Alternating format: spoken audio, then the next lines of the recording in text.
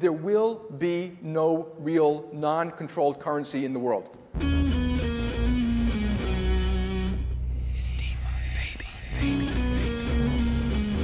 We're coming for you, banks. Increasing the block size to 32 megabytes right now. What would be the top 5 arguments that would get hurled against me? Oh, that's a good one. There are a few that the big blockers got right. Ching, like all these coins splash into the wallets of all the winners. I love that. There's a new threat out there. It's crypto. Hello and welcome back to the Bitcoin Cash podcast, following Bitcoin Cash on its inevitable upward rise to global reserve currency. This is episode number 135, AFoG progress and Trump election featuring David Shattuck. Today is Saturday, the 9th of November, 2024. I'm your host, Jeremy. Jet is doing the producing. Same as always. We will talk about the specifics of this in a moment, but just quickly to hit the price, the Trump pump, it's $374.73, 100 megasats of BCH. So we're way up there. One BTC sat buys 204.1 BCH sats, which is flat. And one ETH buys at 812 megasats, which is way down. So ETH having a pretty good week. BCH at rank 15. Quick announcement, meme competition is in full swing at the moment. We've started getting some submissions. Like I said before, 2 BCH in total, 1 BCH for first place. The Google Doc is on the slides, so you can get involved in that. And yeah, win yourself some BCH just for being funny or even just creative. Even if it doesn't even have to be that funny. As long as it's creative, you made a big effort, we might be impressed. Okay, our guest today is David Shattuck, the creator, founder, I don't know, lead developer, I don't know what your title you'd give yourself, of A Fifth of Gaming, last seen on episode 94, which was over a year ago. I was having a look at that, October of 2023. Welcome back to the show. How are you doing? Thank you, sir. I am doing wonderfully. It is an absolute joy to be back on the show. As I mentioned last time, am a big fan of this show. So to be invited on was an honor, and to be invited back was doubly so. So yeah, I will be honest. When you reached out to me and said, "Hey, you want to come back on the show?" my subconscious knee-jerk reaction was like confusion. Like, why would I come? I was just on the show. Why would I come back on the show? But then I looked and I was like, that was 13 months ago. Like, the time has just flown by. And, you know, I took that also as an opportunity to, you know, just kind of for my own satisfaction, but also it's just something that I like to do from time to time. I took it as an opportunity to go back and look at, you know, my monthly dev blog and just read through all the things that have changed on the website. And also just reflect back on a year of life. Like, a lot of things have happened in the last 13 months. So yeah, it seems like a great time to go back on the Bitcoin Cash podcast again and talk through some of it. So super excited to be here again. Well, you might be in prime position, you know, because the guests, they got to sneakily create a yearly slot for themselves, you know. Ryan Giffen is the king of that. Yeah, he's the king of it. I don't know how he's done it, but he's got the April slot, and he's right before the upgrade, and he's also got the Christmas slot, you know, so he's killing it. Marcelo was trying to angle in there for a yearly slot. It's been about 1 year, so maybe you can have the lock-in slot. That's what before the upgrade.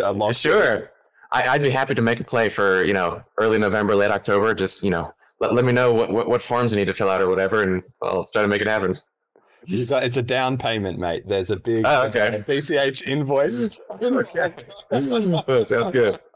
No, you just pay in hours of your life rather than... Yes, doing the proof of work. Yeah, that's right. I need to be like continually interesting over the course of the year so that people, you know, would be interested in hearing me talk in the late October, early November timeframe. That's it. Okay, so before we get on to AFoG then, let's just say in general, how are you feeling with BCH now? I mean, it has been a year. We got the VM limit stuff about to lock in. Just in general, what's the vibe? Yeah, so I'm feeling real good. So I mentioned a lot of things have happened in the past year, and you actually have one of them on the screen here. So we talked in October. This picture was taken in January. This is when I went down to the Caribbean with my wife Emily, and I went to St. Kitts. That was an awesome experience. And, you know, anyone who hasn't seen it, please check out the Twitter thread where I posted just me going to stores in St. Kitts that have Bitcoin Cash accepted here stickers on them, and just filming myself buying things. That was amazing. In addition to that, I went to the international in the Dota 2 International in Seattle, which was amazing. I mean, that's not BCH specific, but it was a fun life event that got me super hyped about building out AFoG. The happening was this year, which I'm always excited about. I got married in April. We had the giant Magic the Gathering tournament in March. BCH Bliss was absolutely incredible. The specifics of how's BCH doing. That conference was a blast. It was amazing meeting all of these people in person, actual legends of the Bitcoin Cash space. You guys among them, shaking their hands, just listening to what people are working on, and there's this certain joy of I had people. I was having lunch with a guy at the conference, and half an hour into it, we're to the dessert at this point. He suddenly stops and is like, "You're the Fifth of Gaming guy." I was like, "Yeah." He's like, "Oh, hey, fuck." So that was incredible. And as far as how is BCH doing, conferences like that are absolutely wonderful. Shout out to you guys for all the work that you put into that conference. Shout out to Jonathan Silverblood, Ryan, anyone else who contributed to that. Was amazing. It's been a great year for Bitcoin Cash and the Bitcoin Cash community in my estimation. Obviously I'm just in my little corner of the world, but seeing new people trying it out, seeing the sparkle in their eye when they see it work for the first time is amazing. And as you asked about the kind of upcoming lock-in, I think that's fantastic as well. I actually just posted on the AFoG Twitter maybe a week ago, kind of my formal support for VM limits and the big ints. Quick aside, quick commentary on the process. You had Jason Dreisner on a few episodes ago, and I am encouraged by how that whole thing played out. So on the one hand, I'm very glad that there are systems in place and there are guardrails that kind of define and describe, here's the path to follow if you want to make changes to the protocol. That's really important stuff. We don't want to be flippant about that.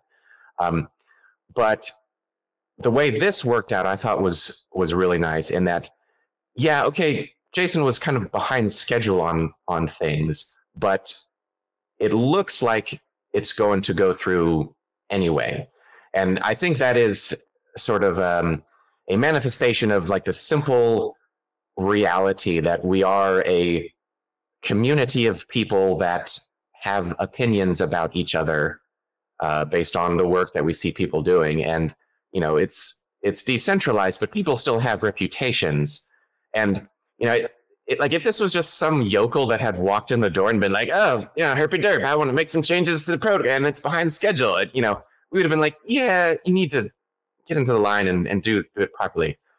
But this wasn't just some guy. This was Jason freaking Dreisner, who came through with okay, this proposal has been in the works for years, and he came almost with his hat in hand, apologetic for being behind schedule, and obviously I can't speak for anyone else, but I at least am willing to hey, it's okay, guy. It's fine that you're a little late.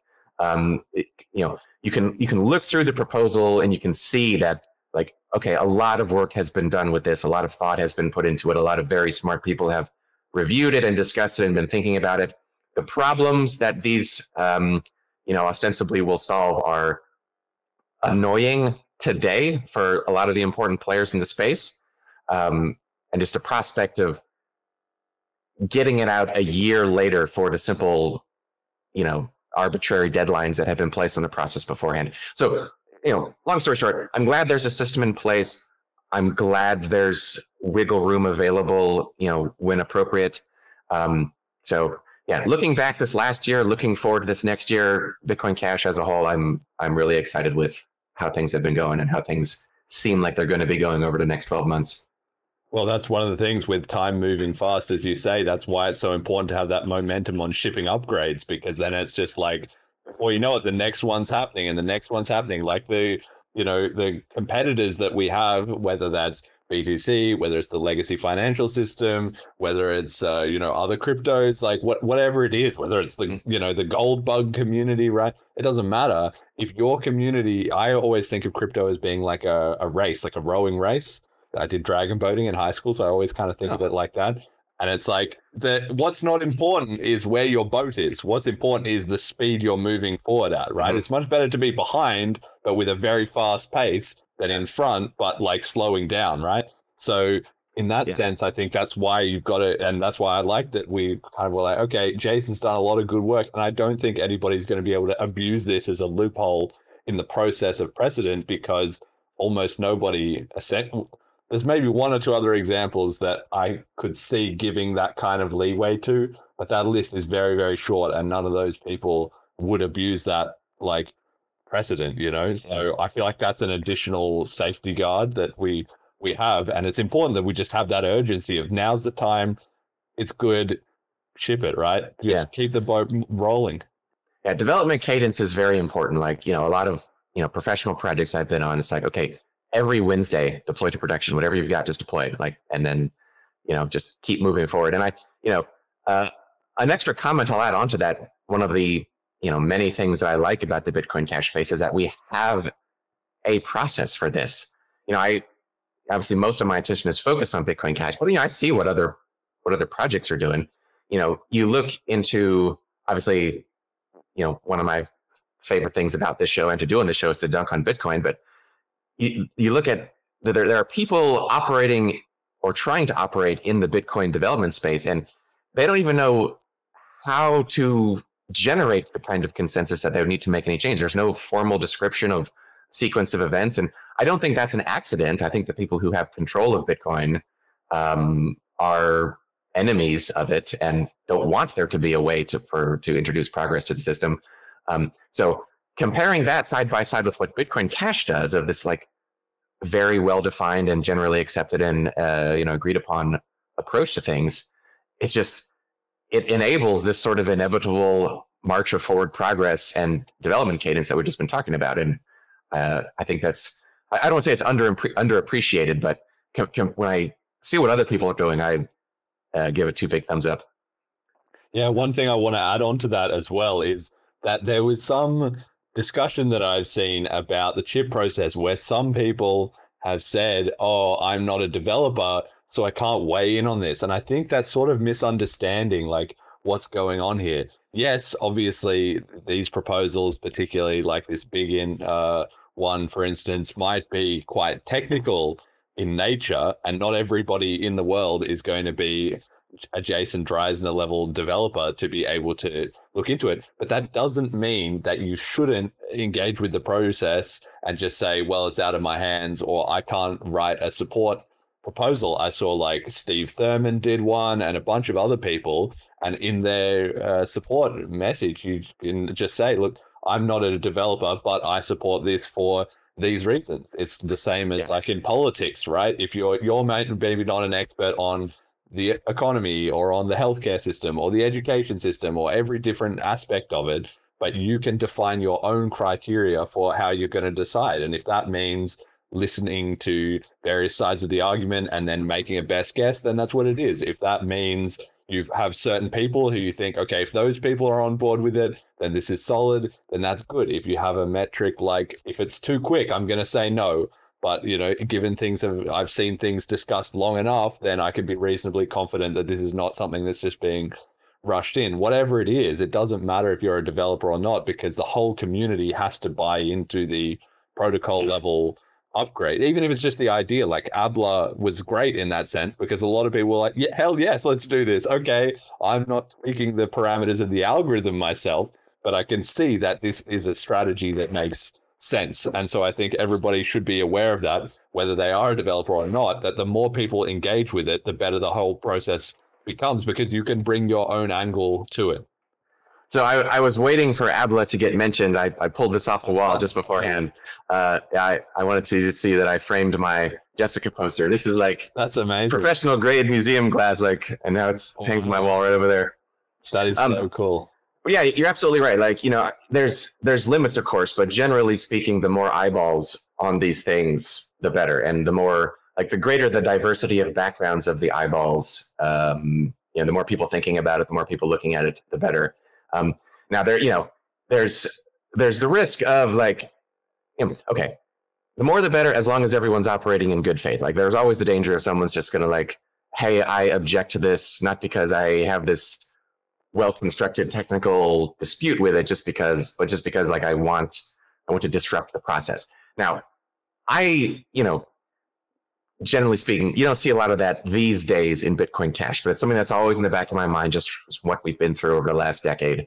But you know, overall, as I said, it's a great process, and I believe it's working well. And I'm excited to see, you know, the upgrades that get rolled out with it over the next several years.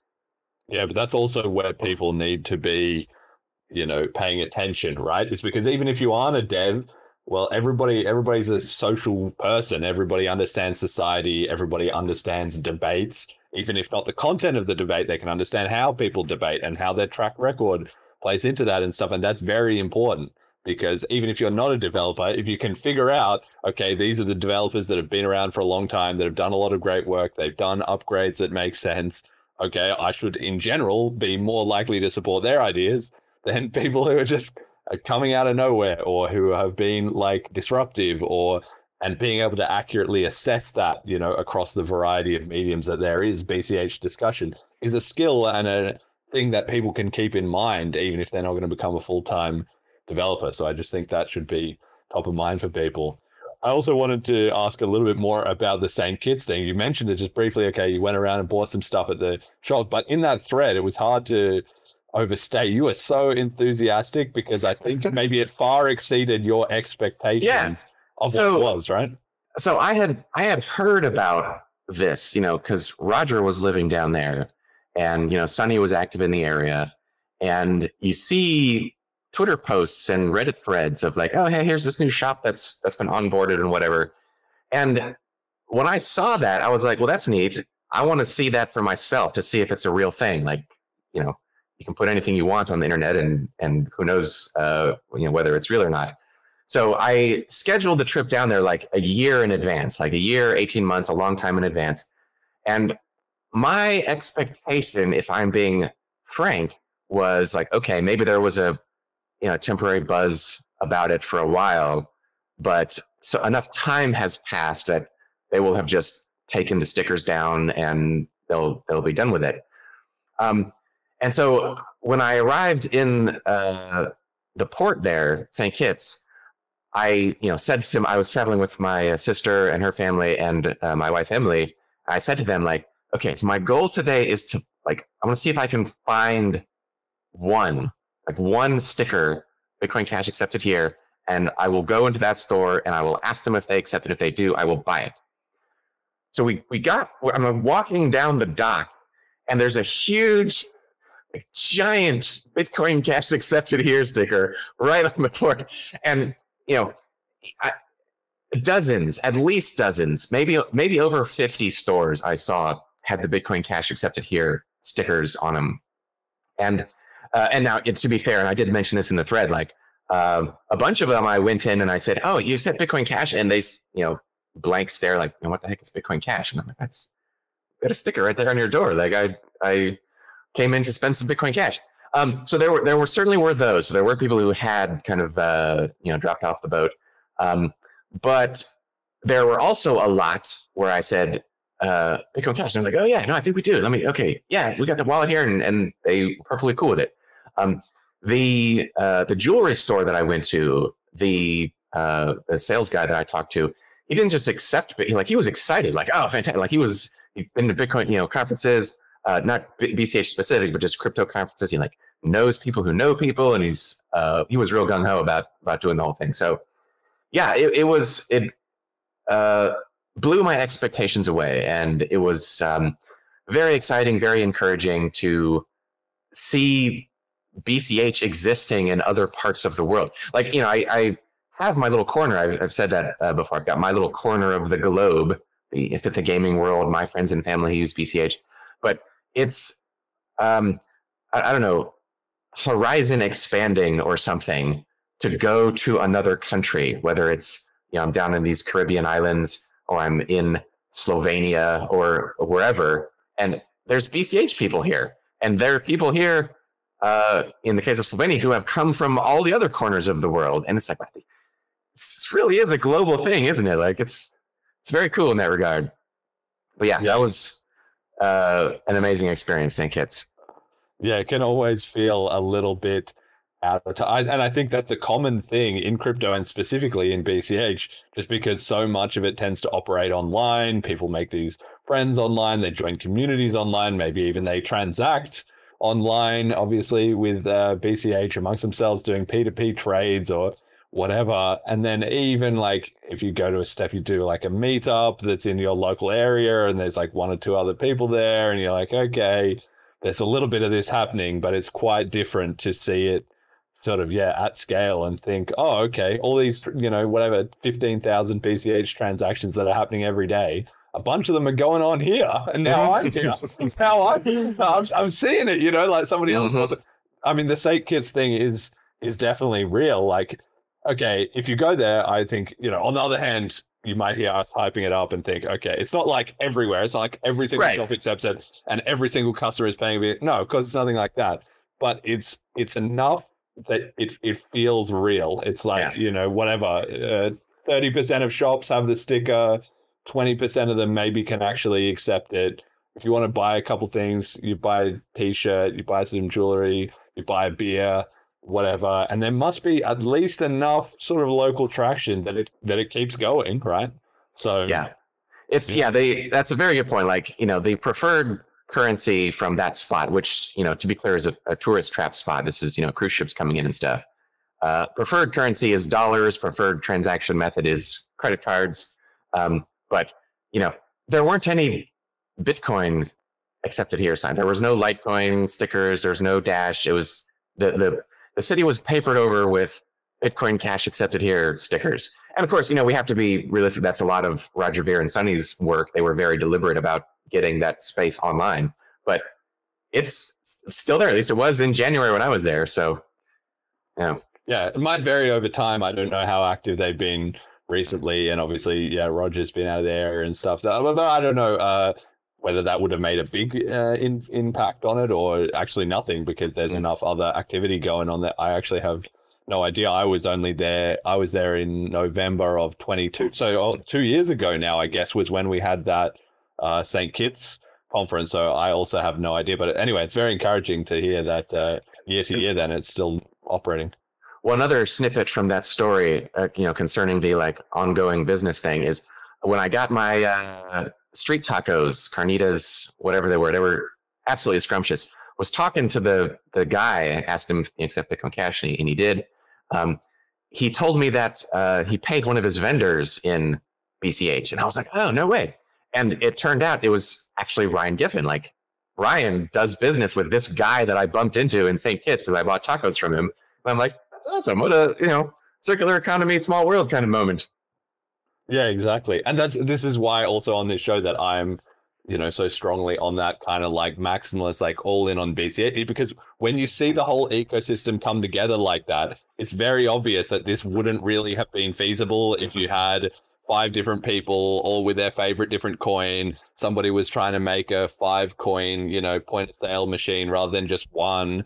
Okay, like it's hard enough getting a few different wallets to all just follow the same technical standard and all work at instant speed. And actually, can you imagine how fragmented the network effect is if you get, you get some money flowing into the economy, but then some other guy likes Litecoin and some other guy thinks that Monero is the future, and then the one BCH guy convinces another BCH guy, but then it's only the 2 of them at the meetup instead of the 4 of them. And like, it's just so obvious that you've got to get a critical mass on the same page that works, right? When you, like you said, even just seeing the stickers, it's BCH every time. It's not like some, I don't know, open bazaar of like different coins or anything, which is apparently more how like Porkfest is or something, but I haven't been to that. Yes. So I don't know. I haven't been there, but I know my boss actually, Mike, has been there, and he was like, yeah, they will accept whatever cryptocurrency you have, and if you don't have crypto, okay, fine, we'll accept your dirty dollars. That's fine.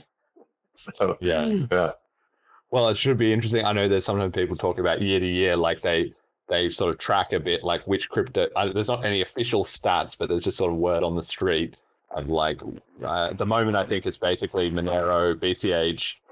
Maybe like nobody uses Lightning Network. BTC has basically dropped off a cliff.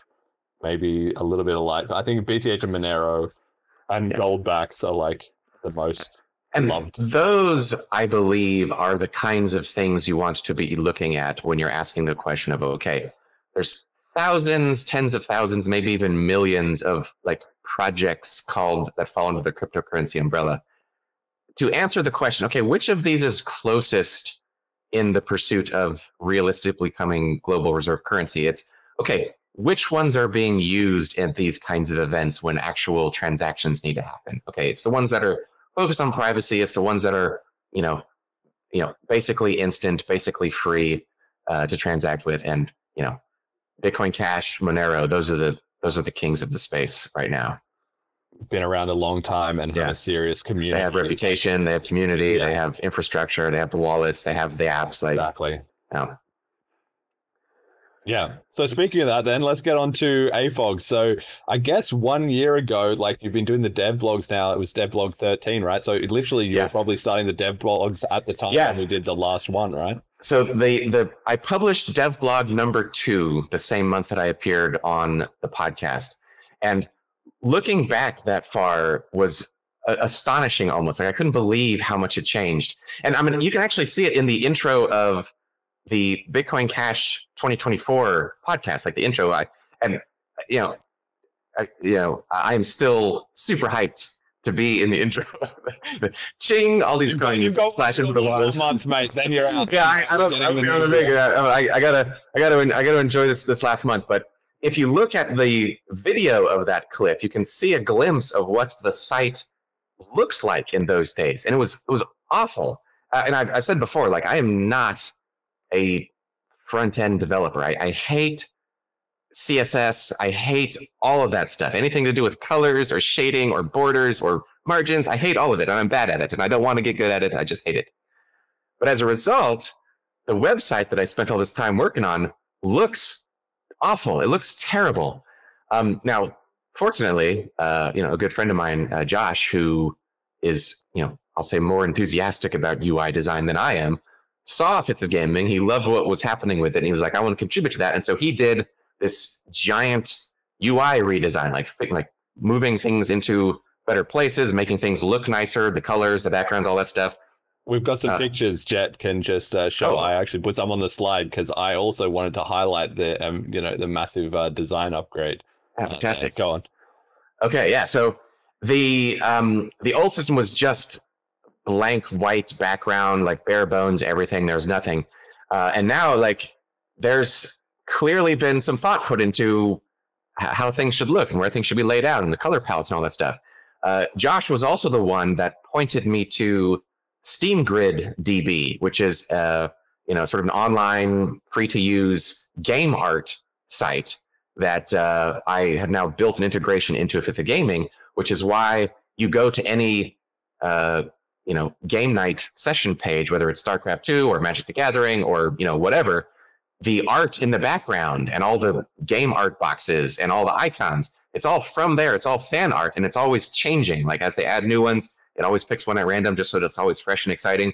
And that's just one aspect. The UI has had a major overhaul, but like basically everything has had a major overhaul. When I was on the podcast last time, we hadn't even released yet. Like go live date was January 1st. So when I talked to you last time, we were in sort of a closed beta where it's invitation only. No one can create a guild except me. There's only one game. It's Magic. Like this, it's very controlled, very locked down. And of course today, like once we went live, anyone can create any guild they want for whatever game they want. And they have all kinds of controls over, the settings of the tournaments and all that stuff. So yeah, definitely come a long way. Yes. Well, I've got some stats here as well. Another thing that you delivered in the last year. So it does month to month. You can go to fifthofgaming.com/stats and see these actually very cool stats, which is like I've been talking about in various iterations on the show. Like, I hope more and more projects start to do this. BCH Bull does it. BCH Guru does it. The podcast does it. You do it. Celine does it, right? I think it's really important that we basically have to open source our data, so then we can be both data driven, and also it's just morale boosting. It's very fun, honestly, to look at all this stuff. So I had a bit of a look. In October, you had 41 tournaments with 49 active users, which consisted in total between registration, payouts, admin tips, donations, etc., to 396 BCH transactions, which is 120 million sats worth of prizes. So 1.2 BCH in prizes, which I guess in USD is what, $600 probably. And then 40 million sats of registration fees. So about a third of that, 200 in registration fees. Now, this is not, changing the world economy yet, but that's traction. Yeah. That's not just like, my mom tried it and said good job and then never right. Yeah, exactly. Again, Yeah. So this whole concept of stats, like you said, it's good for it to be open. One of the things that bugs me a lot about just, I'll say cryptocurrency projects in general, but just projects in general, is the people running them will inflate the numbers. They will lie about them. Like, famous example recently was Elon Musk bought Twitter. And then there's suddenly this question like, do you really have as many users as you said you did? Like, those kinds of questions are, they can be real problems. Now, I don't want to be like that. So I'm, hey, anyone who's interested, here are the actual numbers. Here's how many unique email verified users logged into the system in the last 30 days. It's exactly 49. And here's exactly how many Bitcoin Cash transactions were completed by the Sophitta Gaming project. And I have all of the transaction IDs. They are publicly available on the site. You can go look at them to see that these are real actual transactions that are happening. But yeah, plus one also to what you said about traction. I was actually talking to again my boss Mike about this recently. Every engineer has projects, like side things that they are tinkering on. Like, whatever kind of engineer you're talking about, they're going to have a little workbench in their garage or their basement where they're tinkering with something. Or if it's a software developer, they're going to make little apps that do cool things or just explore technology that they are interested in learning more about. But having a side project for an engineer, having a side project generate interest among other people is like this magical unicorn. Like, that doesn't happen. Like, no one cares about little side projects. So, like you said, 50 active users, that's not going to change the world economy, but boy, that sure means a lot to me. Like, that's really incredible for me. And that's another reason why I kind of made this stats page, not only to show everyone else how it's going, but also for me to look at it and be like, wow, people really enjoy this. Like, they seem to like using the platform because they keep coming back to it. And of course, that's just motivation for me to, continue working harder and building out new features. And, the backlog is still long, and apparently it seems like it's getting longer. So I'm sure it is. More users, more problems, as Biggie Smalls once said, so something like that. But it is like, when you say, these things are all exponential, right? It's the same as the podcast, right? Like, now I was looking at the stats this morning for a similar reason. We've got 2,400 YouTube subscribers, and every month we're averaging at the moment 500 to 1,000 hours of time watched on YouTube, and we've just hit 25,000, total for the run of the show, which is nearly 4 years now. So that means the current run rate is about twice the average run rate, which is an upward sloping thing, right? Obviously, and so that's amazing. Like, kudos to you guys. Like, well done on that. And I've said this before to you guys directly, but the work you're doing is really important, and I hope that you will continue it for a long time with community support. Yes, well, we're doing what we can, but it's just a case of like realizing that these things are exponential. That's why I'm so excited about even these, small projects in BCH or something that I can see some potential in. I really try and make a big, deal out of it and mention it several times and try and get people to look into it, because those first 5, 10, 50 users are the ones who provide the initial feedback. They're the hardest. The first users are the hardest to get. And, there is in a fifth of gaming built-in mechanisms that I hope will serve as a sort of flywheel to spin things up. So another thing that was added this year, this did not exist at all other than like a concept somewhere in the back of my mind. It's the idea of sponsorships. So my hope is that there will be this feedback loop where the more users there are on a fifth of gaming, and by the way, 100% of the users in a fifth of gaming who are participating in tournaments have a Bitcoin Cash wallet. You cannot register for a fifth of gaming tournament unless you have a BCH wallet on your profile. So 100% of the users have wallets, and the more users there are, my hope is that the more sponsors who are active in the Bitcoin Cash space or the gaming space will be like, hey, there's a lot of eyeballs looking at these pages. I want to spend a few bucks to get a bronze tier sponsorship, and that will boost up the prize pools, which will in turn boost up the user counts. So I'm hoping, more users means more sponsors, which means more users, and it'll just, kind of grow and grow and grow from there. I probably haven't done a good job of marketing sponsorships as a concept. I think people might think they're more expensive than they actually are, but the cost of getting a sponsorship on a fifth of gaming guild is a function of how many sponsorship Satoshis this given guild has received in the past.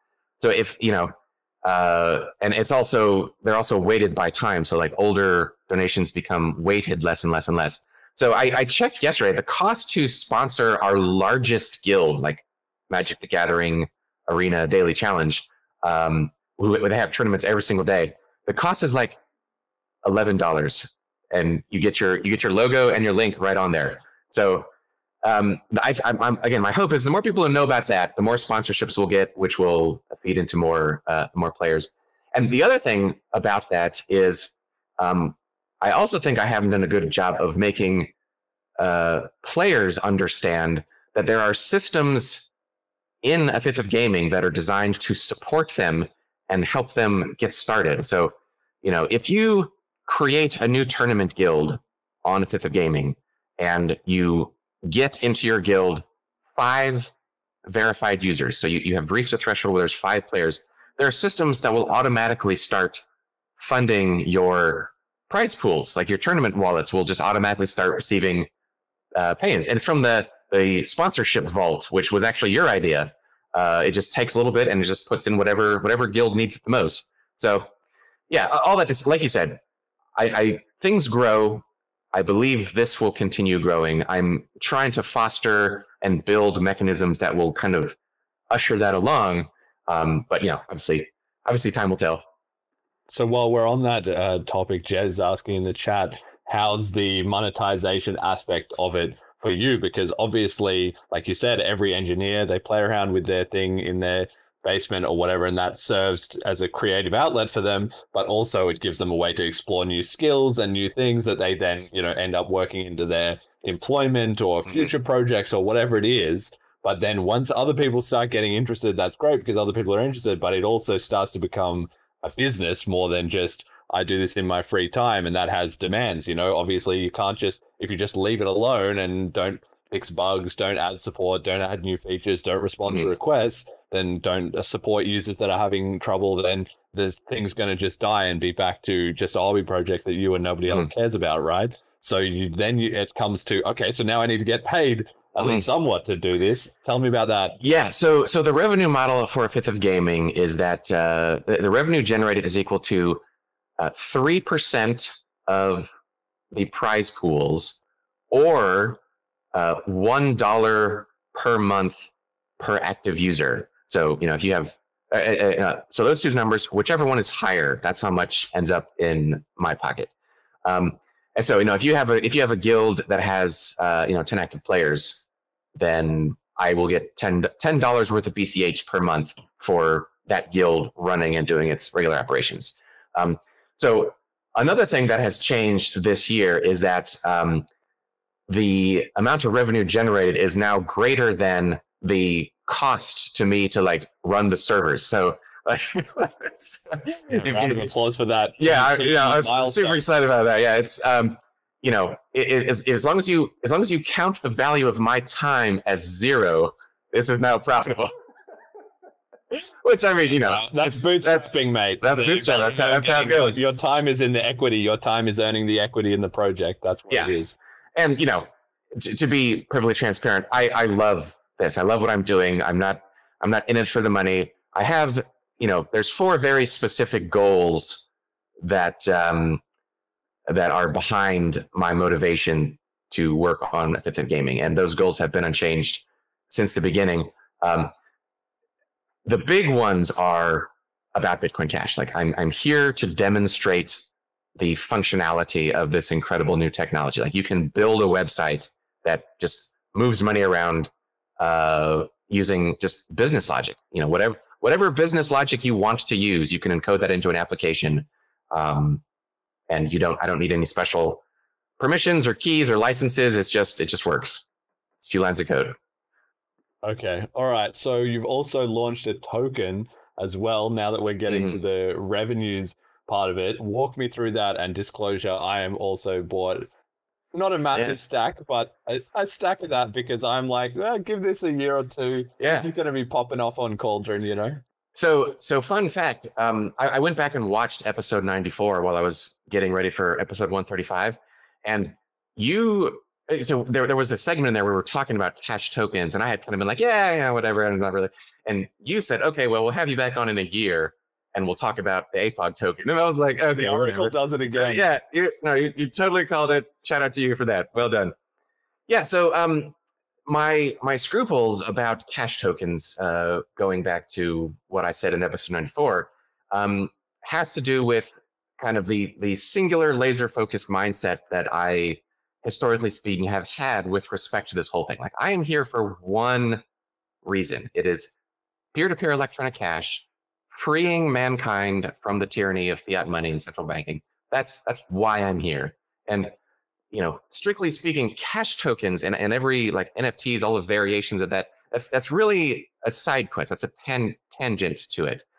So, you know, when cash tokens first started growing in popularity in the BCH community, I wasn't particularly interested in it because it wasn't what I was, you know, focused on.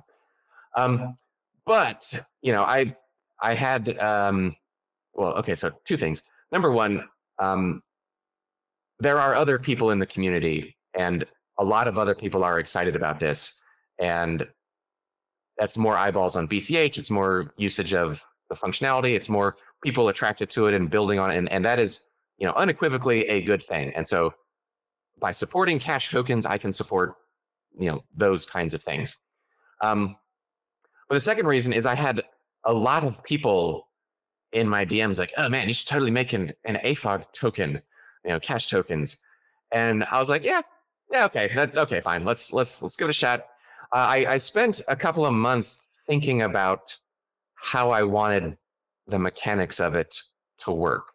So I wanted something that would give people an opportunity to kind of participate financially in the success or failure of Fifth of Gaming. So, you know, having the burn mechanism where like, hey, the better a Fifth of Gaming does, the more of these tokens will be removed from existence. So, you know, and this will continue just forever. As long as the project's running, there'll be fewer and fewer of these tokens. Then, you know, people can do with that information whatever they want. If they think it's, you know, it's got interesting potential, they can pick up somebody's tokens, and you know, there will be fewer and fewer of them later, ready to go. On the other side of the coin, I've got a very specific issuance schedule. So that, you know, if you go to fifthofgaming.com/token, the tokenomics of the project are, you know, laid out very specifically, very precisely. Like here's the number of coins that are going to be just released into the market every month. You can know with certainty how many there will be. And the amount of tokens issued in a given cycle is always a percentage of what hasn't been issued. So the vault will never run dry. It'll just get slower and slower and slower. And the reason I did these kind of 2 sides of the coin is like, there's now there's now an equilibrium that the token value is always tending towards. So, as long as the issuance rate is exceeding the burn rate, it'll be equilibriuming, it'll be tending towards equilibrium down. And if it's the other way, then it will tend towards equilibrium in the up direction. And, and it's been, so I saw a huge spike as soon as I announced it, just way up. And I was like, oh, geez. Oh, geez. So all this hype drove it way up, and it's been kind of steadily tending towards equilibrium on the way down. So I have been very careful to not say to people like, oh, man, you should totally buy my tokens. I'm not trying to be a shill or anything. And just like, I want to expand the usage of cash tokens because this is a neat mechanism in the Bitcoin Cash space. The AFoG token is my effort to kind of participate in that. And it's also looking forward a little ways. I also wanted an AFoG token as a kind of springboard into an expansion of the BitcoinCashClient functionality. So the BitcoinCashClient is the NuGet library that I wrote to enable, native Bitcoin Cash payments or a native Bitcoin Cash integration into any .NET application. That's just basic coins moving around. But it would be really cool to upgrade that so that it can, read and write cash token stuff. That would be cool. So, I don't want to commit to anything because that also sounds really hard, but I would love to knock that out sometime in the next year. And, a fifth of gaming, the platform would be, I think, a fantastic test bed for, getting that wired up. Like, hey, I've got this token now, and I will be able to do specific a fifth of gaming tasks with this token on the side. Like, oh, hey, you want to get the special premium package or whatever? Then you can use this AFoG token or an equal amount of BCH. Or maybe it'll be like, hey, here's the backlog of development items. You can throw your support behind specific ideas by using this token or whatever. So I don't know. It's I'm just kind of brainstorming on the fly here. Who knows what it'll actually be? But I can see at the very least some sort of cash tokens integration for the BCH client coming up, and the AFoG token will be my excuse for why I need to start working on that. I love how you're busy trying to sigh up yourself with like, what excuses do I need for what? Right. I can't just decide I'm the founder and I want to make this. Instead, I create this whole organization.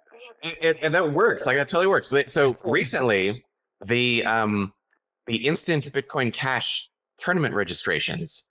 That's a feature that just rolled out this last month. I wrote in like 2 dev blogs ago, like, all right, I am here publicly committing to like knuckling down and getting this done. And that's great motivation because I don't want to write the next blog and say, oh, hey, I said I was going to do this, but I didn't. So yeah, psyop self. Yes. Public accountability, just like they say with, you basically got to put skin in the game. Public accountability is a great way to do it.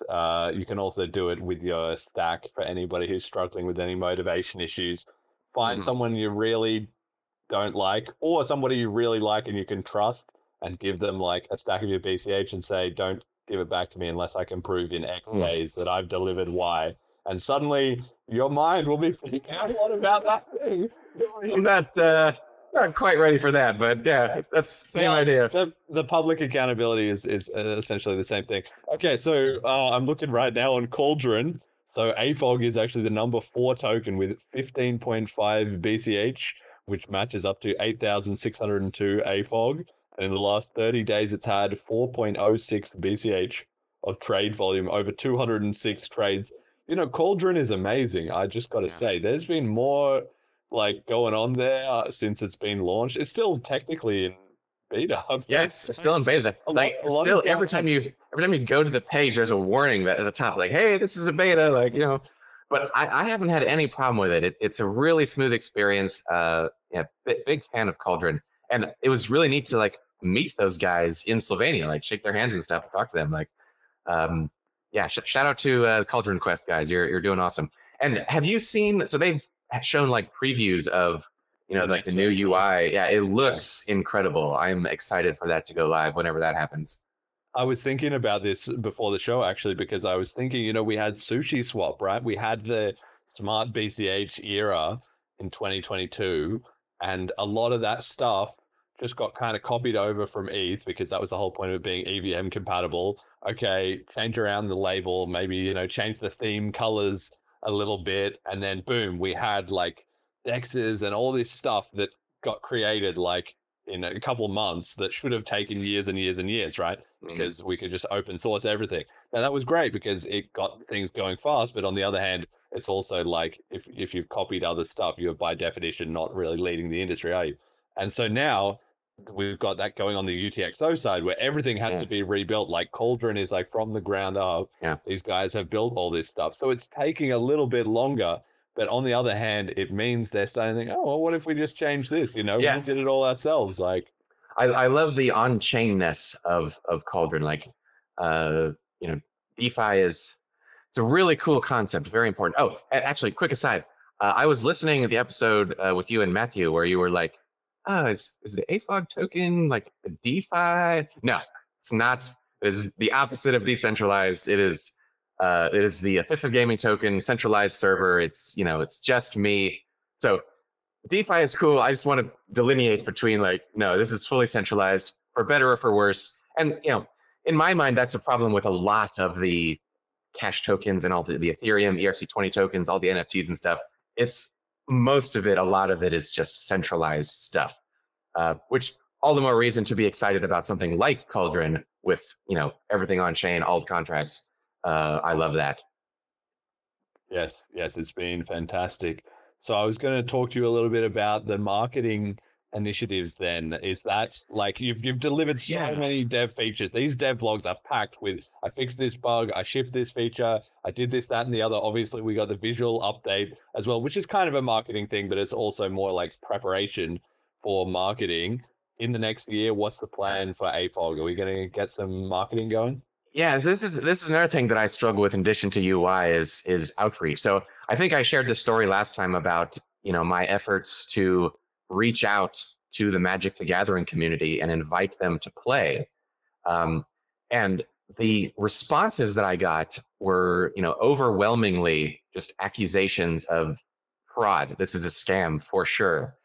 And that's a tough hurdle to overcome. Like, I actually ended up talking to a couple of the mods of the main Magic the Gathering Arena subreddit, and you know they were you know, they were very courteous and understanding, and they gave me permission to once per week make a post on their subreddit, just inviting people to play in these tournaments. But I stopped doing that even because it was so hostile. Like I don't want to waste people's time and clutter their forum with stuff they don't want to see. And the return in terms of just people actually coming to the site and participating was very low. So kind of abandoned that. The growth in Magic players has been in large part to the MTGA Daily Challenge. Like that guy, his name is Red, by the way, great guy.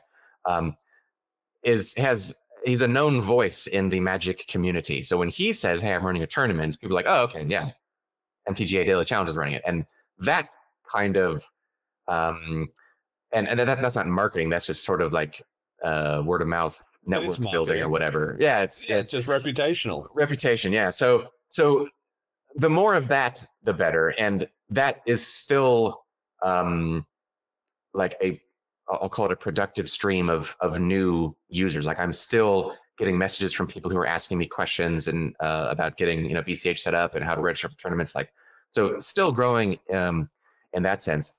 But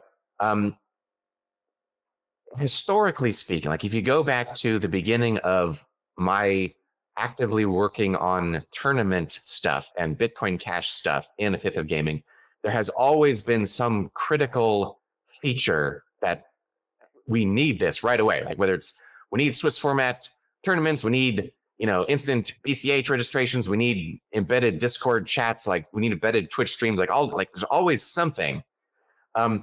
And recently, the list of urgent things has kind of petered out a bit. Now, obviously, there's still a lot to do, but as far as running a tournament goes, the site is pretty feature complete, I would say. Now, again, there's more to add. I'm not like all done here. Lots to do. But this has been kind of a first opportunity that just came up within the last month of like, okay, what do I want to do with any extra clock cycles and any extra, funds that I can pour into this? And marketing seems like it would be awesome. I don't know what that would look like. I don't know anything about marketing. So if anyone in the audience has marketing ideas, reach out. I'd love to chat. Yeah, well, I guess it kind of comes to do more of what's working, right? If you've already found an inroad here, then maybe you can accelerate that stuff you're working on with Red, or maybe his reach is also limited, but maybe he knows someone else who runs the StarCraft daily tournament or there's something else daily tournament. And if not, you can go looking for that person. They must be out there somewhere. And that seems to me more like maybe the way to go. I did when it all launched and stuff, I remember I did put in my Magic chat group, I put in, those guys are a bit like Jeremy shilling crypto again, but I put in a message about AFoG. I said, this is really cool guy. I think one or two of them came and tried it out. They didn't have a bad experience or anything, so it was all good. But then I was kind of like, okay, I'm now going to leave this a bit. I can't just be shilling it to them all the time. And I'm really hoping that it'll get to, once AFoG has grown to a significant size, you want to put it in people's mind and then show it to them again when there's been a huge improvement. And suddenly they're like, wow, this is still going, that thing that I heard about. And maybe this time I really got to not miss the train on this, So that's kind of, yeah. The hope is, so there's a point in a thing like this where you don't need to keep pushing it forward in front of people. Like, it just sort of takes care of it. It's like, this is a useful thing that people enjoy interacting with. They will talk to other people about it. And suddenly you've got this cascading effect of one person tells two people, tells four people, tells, 8 and so on. And I would love to see that. I hope that happens. Again, coming back to that flywheel of, more sponsors, more players, and spinning up, and suddenly it's a big thing. I would also love to see a diversification of the games being played. So, as far as tournaments goes, it's mostly Magic these days. And don't get me wrong, I love Magic. There's my Magic display right there.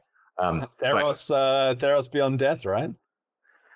So this, it's the full-on land set. Theros Beyond Death. I have the custom arts for these lands in Magic the Gathering, and I use them in every single deck because this is absolutely gorgeous. This art's out here. So and I love Magic, but I would love to see more games. So Chad does his chess tournaments from time to time. There's a social guild that plays, non-competitive games. I think they're playing Core Keeper right now. But a Fifth of Gaming can run any kind of game, any game that exists on IGGB.com. You can run a Fifth of Gaming guild on it. So I'd love to see a diversification there, which actually is one of the motivations behind the big Costco hot dog world tour, which is, firing off this month. So we'll be playing Risk of Rain 2 for that. So, the more eyeballs that look at a Fifth of Gaming and see, hey, there's a diversity of communities here playing a diversity of intensities. Like, some are playing hardcore competitions and some are just playing a relaxing get together for an evening, play a game kind of thing. More games, more genres, the better. So trying to make the site, game agnostic, but also with enough features that it's useful.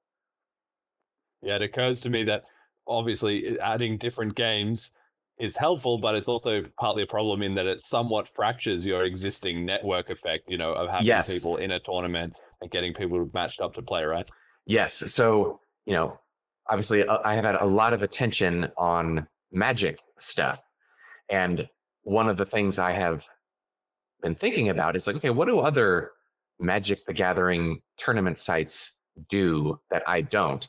Now, I have an advantage over those in some senses, like the prize payouts being instant anywhere in the world. They cannot do that. And I've seen some of the big tournaments.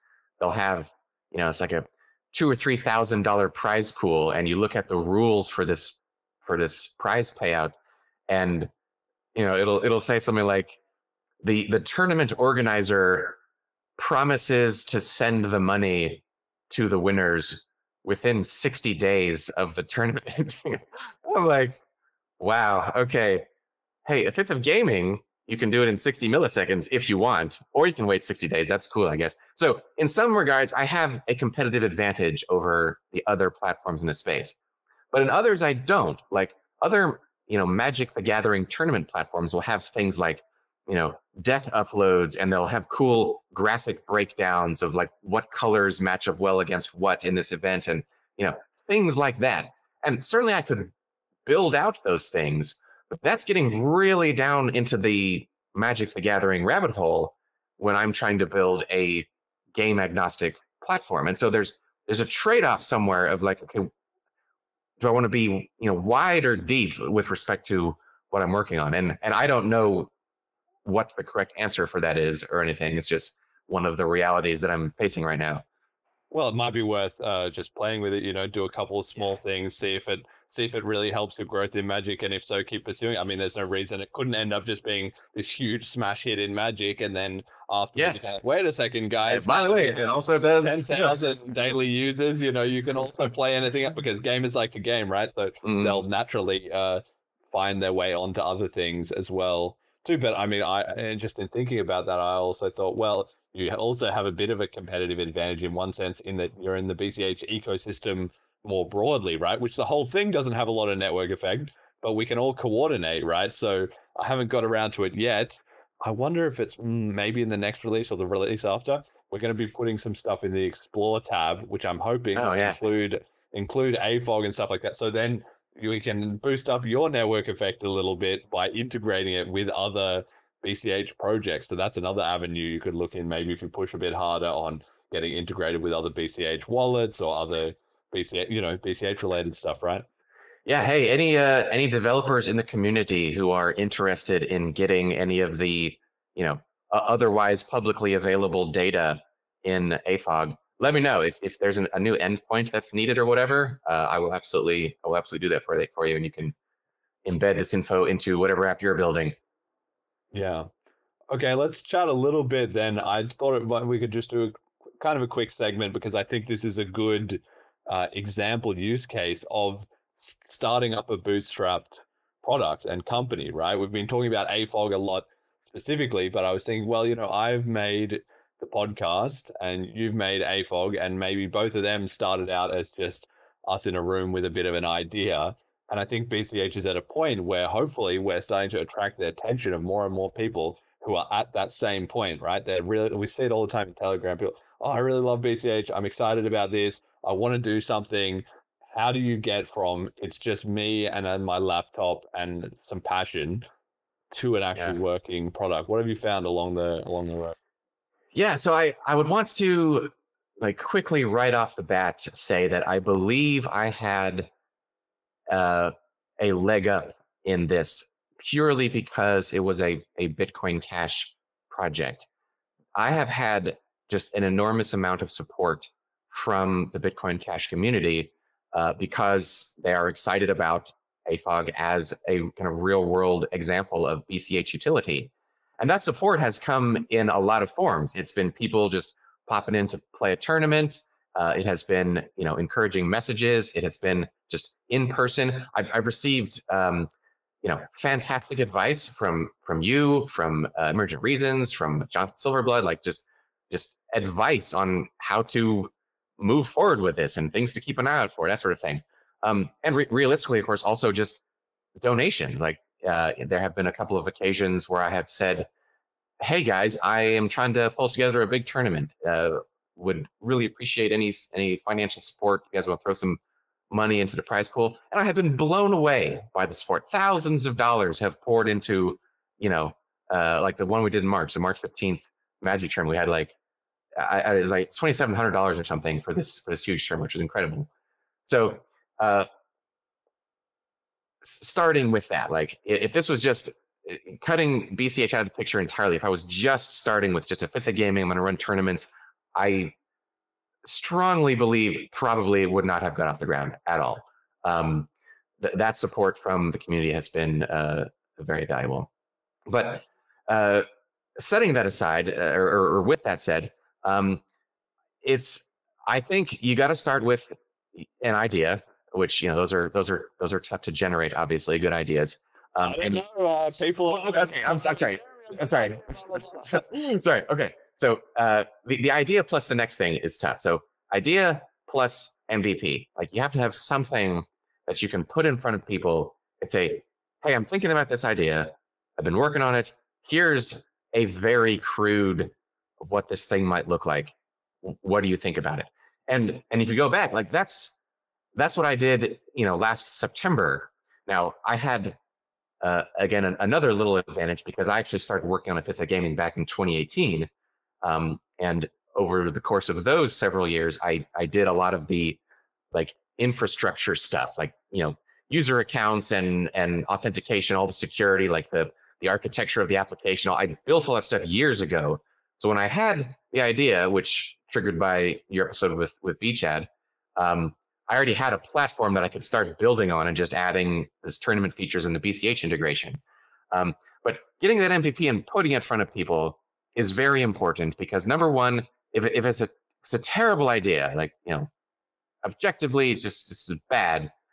If you have good, honest friends, they'll tell you that it's bad. Like, it's just I love you, bro, but this isn't good. Or they'll say, oh, no, this is actually cool. This is neat, but XYZ. And if you start getting a stream of feedback from people, especially people who come back and keep using it, that's incredible because that will help you prioritize. Well, number one, it'll help you decide if this is worth pursuing. But number two, it'll help you prioritize, okay, what's the next most important thing? Like in those days, like very early AFoG days, I was receiving feedback. Like, for example, I had player wallets. Like I was able to do instant registrations in those days because I fully controlled players' coins. This AFoG used to be a custodial wallet solution, and someone I think it was actually Tula who said this to me. Is like, you need to get rid of that. Like, that's bad. And so that was suddenly my top priority. And so that was what I posted in devlog number 2, was like, player wallets are gone. Here's how it works now. I at no point am controlling anyone's coins other than mine, like the session wallets. So that's how you get going, I think. At least that's how I got the ball rolling. Is I had this platform, I had this idea spawned by this episode of the BCH podcast, and talking to you afterwards. And I was like, I think I can do that. Like, all the components involved, like I need a challenge API. I know how to do that. I need BCH integration. I have already built the library for that. I need a platform. I've already got one of those. Just plugging all these pieces together and then showing it to people. And it's just been one step after another since then. And here we are. Not that this is like some, amazing world-changing success story, but progress has been made. Like, well, that's right. You've got this far. So I think there's a few elements I want to throw into the story here. So the first thing is, you need an idea, but the idea, I've heard this idea that it's not so much that an idea is good as you need to have good founder idea synergy. You need to have an idea that is good for you, and that will be different for every different person. There's no such, a good idea with the wrong person driving it is going to suck, right? So you need to be thinking about, what am I genuinely passionate about? Because this is something you're going to be doing for a long time. So pick a very big vision with something that you're really excited about and figure out your idea there. Now, the second thing is, you're going to need to do basically all the work to start, because it's just you and you're bootstrapping, and we're assuming you don't have billions in VC capital, and you probably wouldn't know how to get it even if you could somehow, right? So forget about that. Just worry about you right now with your budget of $50. You are going to need an idea, and you're going to need to be willing to do the work. Now, what does that mean? You do need to create something, like you said, but I think a lot of people will get off track with thinking, okay, I'm not a software developer, I can't make an MVP, and that's completely wrong. You can make something, even if it's just you draw some diagrams on paper, you write out a flowchart of how this would work, you make a sales plan of your top 10 things that you would need to do. You make a list of, write a one-page document explaining in the end how great this project is going to be. Do something, create some proof of work before you go and try and tell it to other people, because the idea or the execution might suck, but the passion will be there, and you're serious. That will help you, the message, get through to somebody that is going to start out skeptical. So that is really important. So there is a cliche scenario among software engineers, and I'm going to venture a speculation that both of you have experienced this before, where someone in your network will come to you and say, I got a great idea for an app. You build it. I'll be the ideas guy. I'll take my cut. The business guy. No, everyone's the business guy. Like conceptually, okay, fine. But like you said, show me the proof of work. Show me that you understand this, you're passionate about it, and you have put the work in to, convince yourself and me that this is a good idea that is worth investing precious time in. That's the correct approach. So yeah. +1 to what you said about, like, you don't have to be an engineer for this, but be cautious approaching your engineer friends with your great idea. Make sure that you have done your homework. That's right. And I mean, but it's like the joke is that people come to you and they said, I'm going to be the business guy. And the reason is because they know they can't be a dev, but they think they can be the business guy, even though they have no experience in either, right? So the problem is that a business guy is not just people like, well, there was Wozniak and Steve Jobs. Well, Steve Jobs is one of the greatest product designers and fucking salesmen of all time. Did he show up to Wozniak and say, I'm going to be the business guy? No, I bet he rocked up with like a bunch of his cash and was like, I'm going to fund the first freaking computer that you need to play with and whatever. Like, he was already bringing some hype, it's not just hype really, but you got to be bringing some substance as well. You got to if you're the business guy, that means it's all like Eduardo in the Social Network. If you're the business guy, that means your bankroll should be paying for it, not the devs. As soon as you need to be coming and saying, I've got 2 weeks worth of funding, and if you don't have that funding, get a job and save it up, and then start your idea, right? So this is really important. Then you got to understand your own skill set, right? So this is what we're getting to here. Everyone's different. Some people are younger, some people are older, some people have worked in careers already, some people haven't, some people are, passionate about this brand new technology for which nothing exists, or whatever it is.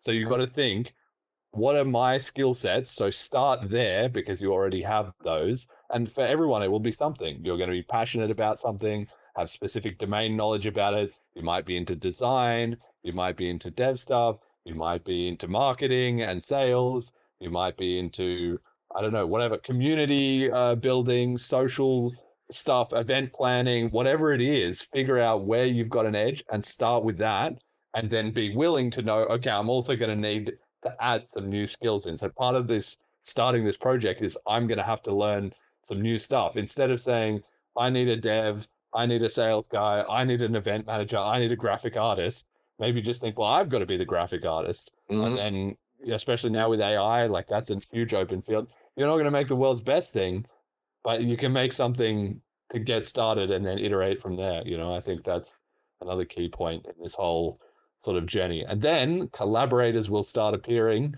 once you've got some proof of work going. You're not going to be selling people. They're going to start coming to you. And that's when you've really got something going, right? Yeah. And I had that experience myself. So I have had, over the course of the last 6 years or so, probably 6 or 8 devs that were just in my network. They're people that I worked with, or, old friends from college or whatever, who have seen this and like, this is really neat. Like, I want to participate. And they have just donated their time and incredible talents to making AFoG better, which was amazing. And I think, that comes back to what you were saying about, like, you have a good idea with a passionate, like, the right person behind it. When they talk about it, their eyes light up and they're all excited about what they're doing and what's coming next. And that's infectious. Not to ring my own bell, but I think I'm that. Like, when I tell people about Epiphany Gaming, I tell people about the client and stuff and all the people that were using it and stuff, I get all bubbly and joyful about it, and that gets them excited. So that aspect is also important, I think, of, people seeing you excited and wanting to contribute to it, whatever that looks like. And also, yeah, the right person in the right place with the right idea is also important. Yeah, absolutely. Okay, well, I think that was good. I think, you know, it's just not that this show is going to be, you know, the VC investing hub or anything like that, but I think the BCH community is at a stage right now where there's a bit of network effect going. Okay, and then there's another thing. One last point on this is do it in public. Build something public. This has two functions. Firstly, if you do it publicly, you're going to be pretty motivated to improve. Okay, if you're making your MVP in your room and you don't show it to anybody because you think it's not ready yet or something like that, you are screwing yourself, because if you put it out publicly, you might actually be embarrassed about it. That's a good thing. Don't run away from that. That means you need to put it out there, because then you'll be like, oh God, this is wrong and this is wrong and this is wrong. And suddenly you're iterating. Whereas if it's in your little space, all saved on your hard drive, you're not going to feel that public pressure of the world watching, you know? It's safe there. It's safe on your hard drive, but that's not how it's going to grow. And I had this exact experience. Like, again, back in September, I wanted to do like a big splashy Magic the Gathering tournament, just kind of like introduce this. That was the alpha version at that time. I went into that with the expectation that something would go wrong, like something would blow up, because I hadn't done a single like out in the real world tournament yet.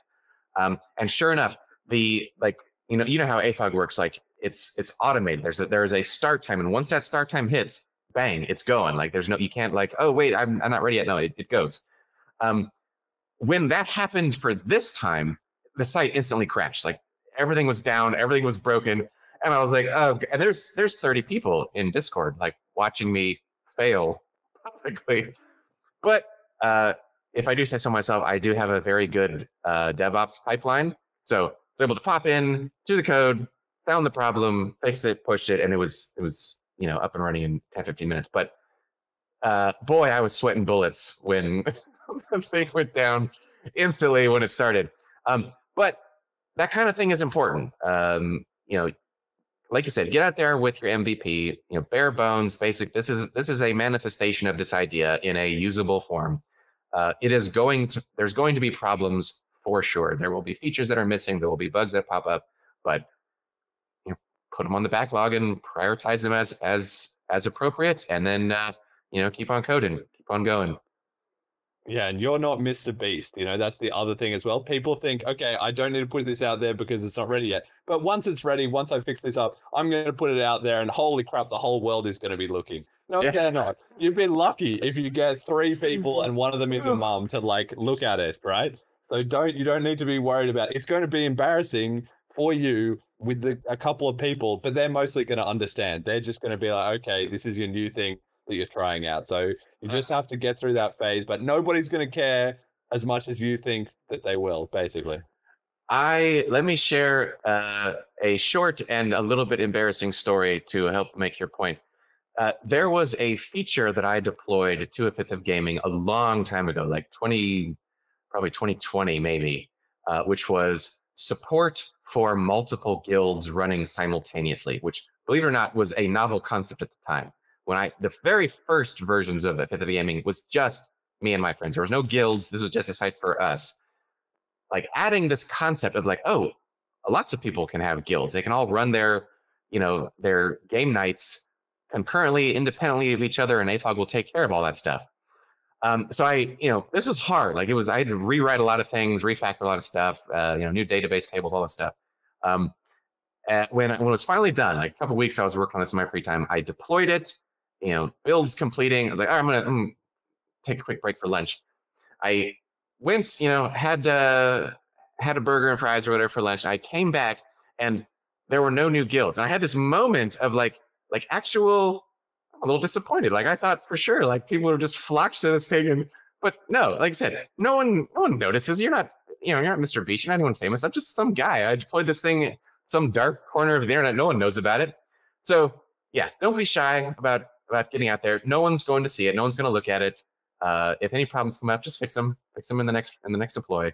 And when someone does look at it, whether it's by invitation or whether they stumble across it, any feedback that they give is worth its weight in gold. Like Liquid it's gold. so valuable. Yeah, liquid gold. Like anything that someone takes the time to look at your thing and they care about it enough to give you feedback, that's Write that down. Yeah, They're absolutely. right. Write it down. They're Give it right. backlog. If you're not Elon Musk, whatever they say, just do it. Don't argue with them. Don't say, oh, no, but I think the users don't. You're talking to the users. You're talking to the users, yes. If the users tell you that, the customer is always right, the user is always right. Like, that's another thing that I think people often, when they're starting, like, oh, yes, over time, you will have some judgment. You will yourself be more experienced to be able to assess, okay, some of the users want this, some of the users want that. We have to make a trade-off or whatever. But when you're starting out, you don't know what you're doing. And if the user says, this sucks, fix this, just do it, because one user is infinitely better than you, who is zero. You're in the system. So you definitely don't know what the user needs, but the user knows. So yeah, just listen to them, write down everything that they say, obsessively write it down, and then fix it, and then go back to them and say, hey, I fixed this thing. Will you look at it again? Then you also build trust with that user and you'll get more feedback from it. So even if they're completely wrong, which they probably aren't, but even if they are, just building that trust and getting them to buy into your project will help you get more feedback and more interested users over time. Okay, that's enough for Startup Hub here on the podcast. Let's go from the small to the big. The Trump election. So this last week, we had the historic, I guess you could say, second election of Donald Trump in an absolutely massive wipeout of the Democrat Party in the US. Now, before we get onto this, I've got to make a couple of points. The first is probably I would guess that most of my listeners are sort of Trump favoring, or at the very least forced to choose between the two. They would pick Trump. But I understand that a lot of people are also apolitical, or like, I'm not in the US, or I'm not involved, or who cares about politicians. Well, I got to tell you, that's not a winning strategy, right? The game is going to be played one way or another. And if you refuse to play, that just means you miss out on the spoils getting divided in your direction, right? Politics is a real thing, and this matters a lot, especially when it comes to crypto. And there's also a lot we can learn here, because it's just politics and marketing is the exact same in us trying to spread BCH as it is for anyone else in the world, right? So that's really important. And the second thing that I wanted to say is, which is now just slipping my mind. Yeah, I don't know. So anyway, I can make a quick comment on that. I saw a comic recently. It was two frogs in a kettle of water, and one said to the other one, "Does it seem to you like the water's getting warmer?" And the second frog said, I don't talk about politics." Like, yeah. I can appreciate that sentiment. Like, these things are going to happen. Like, decisions are going to be made in the country that you live. And, you have some responsibility to at least pay attention to it and, take action if necessary. Yes. And for any of my listeners, I understand I might even have some listeners who, well, I certainly would. The show's big enough that there will be some who are more Democrat favoring, or were, upset, or didn't not pleased with the results or something. That's also completely fine. But just to keep in mind that in this case, Trump won, right? So he was doing something right, at least for the current moment in time. And it's pretty undeniable the impact that he has had around the world. So I'm not here to say that Donald Trump is a perfect guy and he's, the best thing since sliced bread. But I think there's a lot that the BCH community can learn from and read into this historic election. So let's talk about a few elements of that. Also, if you want to know a lot about this, I highly recommend the All In podcast, who have a great panel of 4 guys that are heavily involved. They literally know all the candidates themselves, and they're involved in all this shit, and they are great with a spread of opinions. But Donald Trump won the US elections, and one of the biggest stories was Polymarket, which has been one of the breakout crypto apps in this election cycle, because people have been talking about, we've talked about on the show, prediction markets for a while, but crypto has made it a reality. And this Polymarket, which runs on Polkadot or Polygon chain or something like that, has been absolutely huge, and it's got so much attention, and there's millions of dollars changing hands all the time. And in fact, it was super accurate for the election results. I have a screenshot here of when Trump was at 70% and Kamala was at 30%, and Trump's odds just are like going straight up and Kamala's straight down. And at that moment, I was like, Trump has won. I messaged a couple of my friends, said, it's over, Trump's won, like that's it. And then over the next few hours, poly market got to 99%. And then over, 8 hours later than that, or 12 hours later than that, you had the sort of legacy media, CNN and whoever, starting to be like, okay. But even then, they weren't sure. The New York Times, I don't know. It still hangs a bit in the balance, blah, blah, blah. And then a couple more days of cope. And then they finally were like, okay, it's over now. So it's just such a clear example of markets being more efficient at finding information and aggregating information than media is, right? This was just an incredible thing to watch. Yeah, 100% agree. The advent of polymarket coming out, news sources were sharing this, which is, it's amazing. And, you've talked in the past about, true adoption happens when people don't realize they're using cryptocurrency. This is an example of that. Like, they don't know what's going on behind this graph. It's just, money moving around in smart contracts on a blockchain that they don't know about or understand or whatever. And hey, that's awesome. I love that. Yeah, no, it's been absolutely incredible to see. And I think we definitely need a prediction market on BCH by next cycle. Now, BCH Bull is kind of getting there. BCH Guru is also kind of getting there. Of course, somebody new might appear to start it up. I might have to start it myself if nobody else gets around to it. But this is a begging an opportunity, because any crypto chain that doesn't have a competitor to this is going to be like, it's going to be a use case. Because I had my BCH, I was sitting there at 70 cents thinking, God, I would just put like a bunch on Trump right now and just easily make a little bit of money. But I don't want to go mess around with this other, coin and figure out all the details. Like, I'm not involved in whatever their market is. So if somebody had a BCH one ready to go, I would have just been straight in there. And I think that's actually super important for the BCH community, especially with cash tokens. It would be brilliant. But the other big element to this is that running on an anti-crypto platform, I feel like, is never going to be viable again. Like, crypto was not a central issue necessarily to this US election, but I would say it was topical. It was definitely in the mix, maybe not top 5, but probably top 15 things. We've got here some stats that in the House of Reps, 219 pro-crypto candidates got in and 106 anti-crypto, and in the Senate, 14 in and 9 out. These are not necessarily the final numbers, but these were just some numbers that I saw as the election was going on. So crypto is like in the majority pretty clearly. And as I've been saying on this show, it's not going to be viable. Like, the next election, crypto won't be a topic because everyone on all sides will have to be pro-crypto. Like, it would only be a negative to ever bring it up as like, we've got to regulate crypto, we've got to tax crypto or screw around with crypto, right? Am I wrong in that? I hope so. I mean, I look at these numbers and it gives me, reason for optimism. Whenever politics and politicians come up, I always have sort of a thread of cynicism that goes through everything that I think or talk about. The classic politician play is, I'm going to say whatever lies I need to tell to get into office, I will do that. And then, once I'm in office, okay, well, now I can do whatever I want.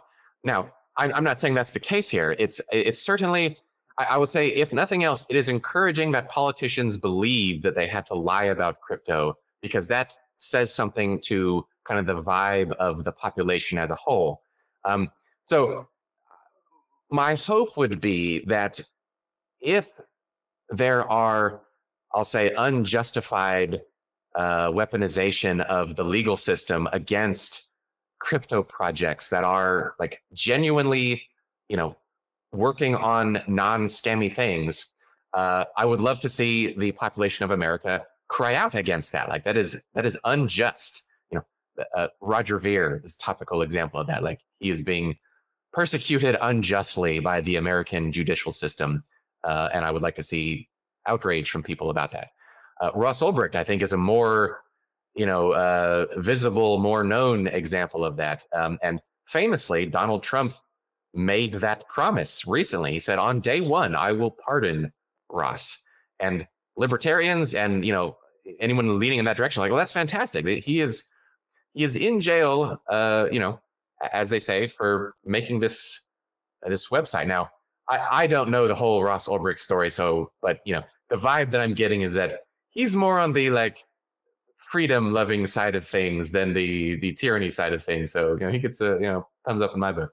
But I will be interested to see how this plays out. Like, is Donald Trump going to keep that promise? I have seen posts already on Twitter of people like tagging him, calling out to him, like, you promised, you said you would do this. We want to see you follow through with it. Yeah, there's definitely a big spectrum. And I think on one hand, yes, politicians are going to lie, right? So I'm not expecting that all this stuff that Donald Trump promised, part of which was, I'm going to free Ross Ulbricht in day one. And that became sort of the key issue for a segment of like broader libertarian political activism and stuff. But a lot of other stuff he said, like, we're going to end the war on crypto. We're going to fire Gary Gensler. We're going to make some other, changes, make crypto more easy to use as money. Like, he said a lot of stuff. Is he going to deliver on all of that? No. But at the same time, is he going to deliver on none of that? Probably also no. And I've seen some people who say, oh, Donald Trump, you're just all being scammed by politicians again. Anybody who says, like, this is a win. And that's just naive doomerism in the opposite direction, okay? Just because politicians lie and scam, they don't literally do nothing. Some stuff does get done, right? So you've got to be pragmatic about a win's a win, right? So I think I'm hopeful that Ross will get out. Some people are like, it's a lock. He's definitely going to do it. It's so easy. He just signs on the paper and it's done. I don't know about that so much. I think, a lot can change between now and January, but I'm really do hope that he does get out. But I think overall, everybody should just take heart in the fact that as a crypto community, it seems that the political voice is growing louder. And even if it is only in the time before the election happens, knowing that it's a bad idea to fuck with the crypto industry is a big win from our point of view. Yeah. Yeah. So taking a step back, Donald Trump is to put it mildly, polarizing figure in the United States. There are people here that are psychotically anti-Trump, and there are people here that are psychotically pro-Trump. And I, in my own mind, am also, somewhat polarized. There are things about Donald Trump that I really do not like. Like I would not call myself a Donald Trump supporter. And in fact, the day that he won the Republican primary in 2016 is the same day that I stopped identifying myself as a Republican. I was like, oh, if this is the guy that represents this party, then clearly this party doesn't represent me. Which, to be fair, that was probably for my benefit, because that started me on this whole journey that, I had to kind of soberly face the reality of the differences between, the things that the Republican Party pretends to care about and the things that they actually do when they're in office. And I ended up, thinking about myself and what my political ideology actually is. And I happily landed at libertarianism, which, now I don't have to care about elections because I know I'm going to lose all of them anyway. So this is, it's kind of a nice perk. But so there are things about a second Donald Trump presidency that I am nervous about. There's a famous Supreme Court case, Trump versus the United States, where the premise of the case was Donald Trump and his lawyers made the argument that any action that is performed kind of in the official capacity of the office of the president is not subject to any prosecution. Like there's complete immunity.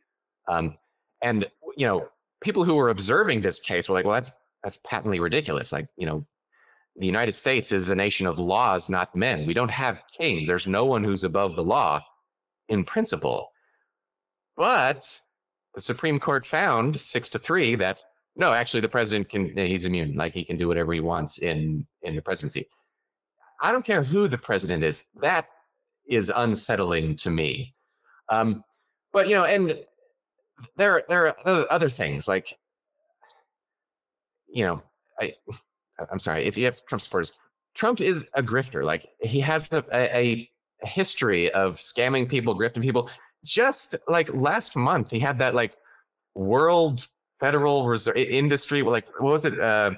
World Financial something or other, this WFI token.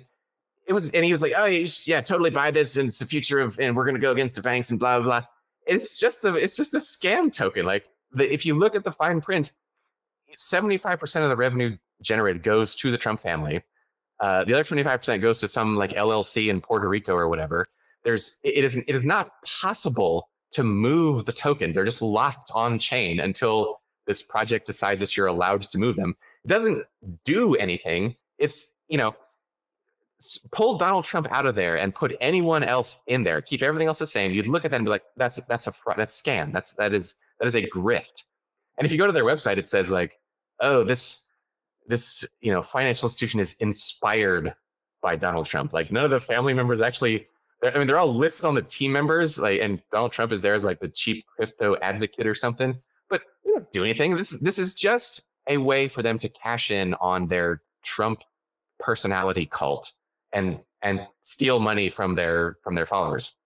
Now, let me quickly put some stuff on the other side of the scale. So not a Trump fan, but again, coming into this second term, there, I believe, are also reasons for optimism. So we've just been talking about some of the promises that Donald Trump has made with respect to, being pro crypto, pro development of in the cryptocurrency space. He's said things like, "Oh, we're gonna make all the bitcoins in the United States." So clearly, he doesn't understand this in any meaningful sense. But the fact that he's enthusiastic about it, okay, great.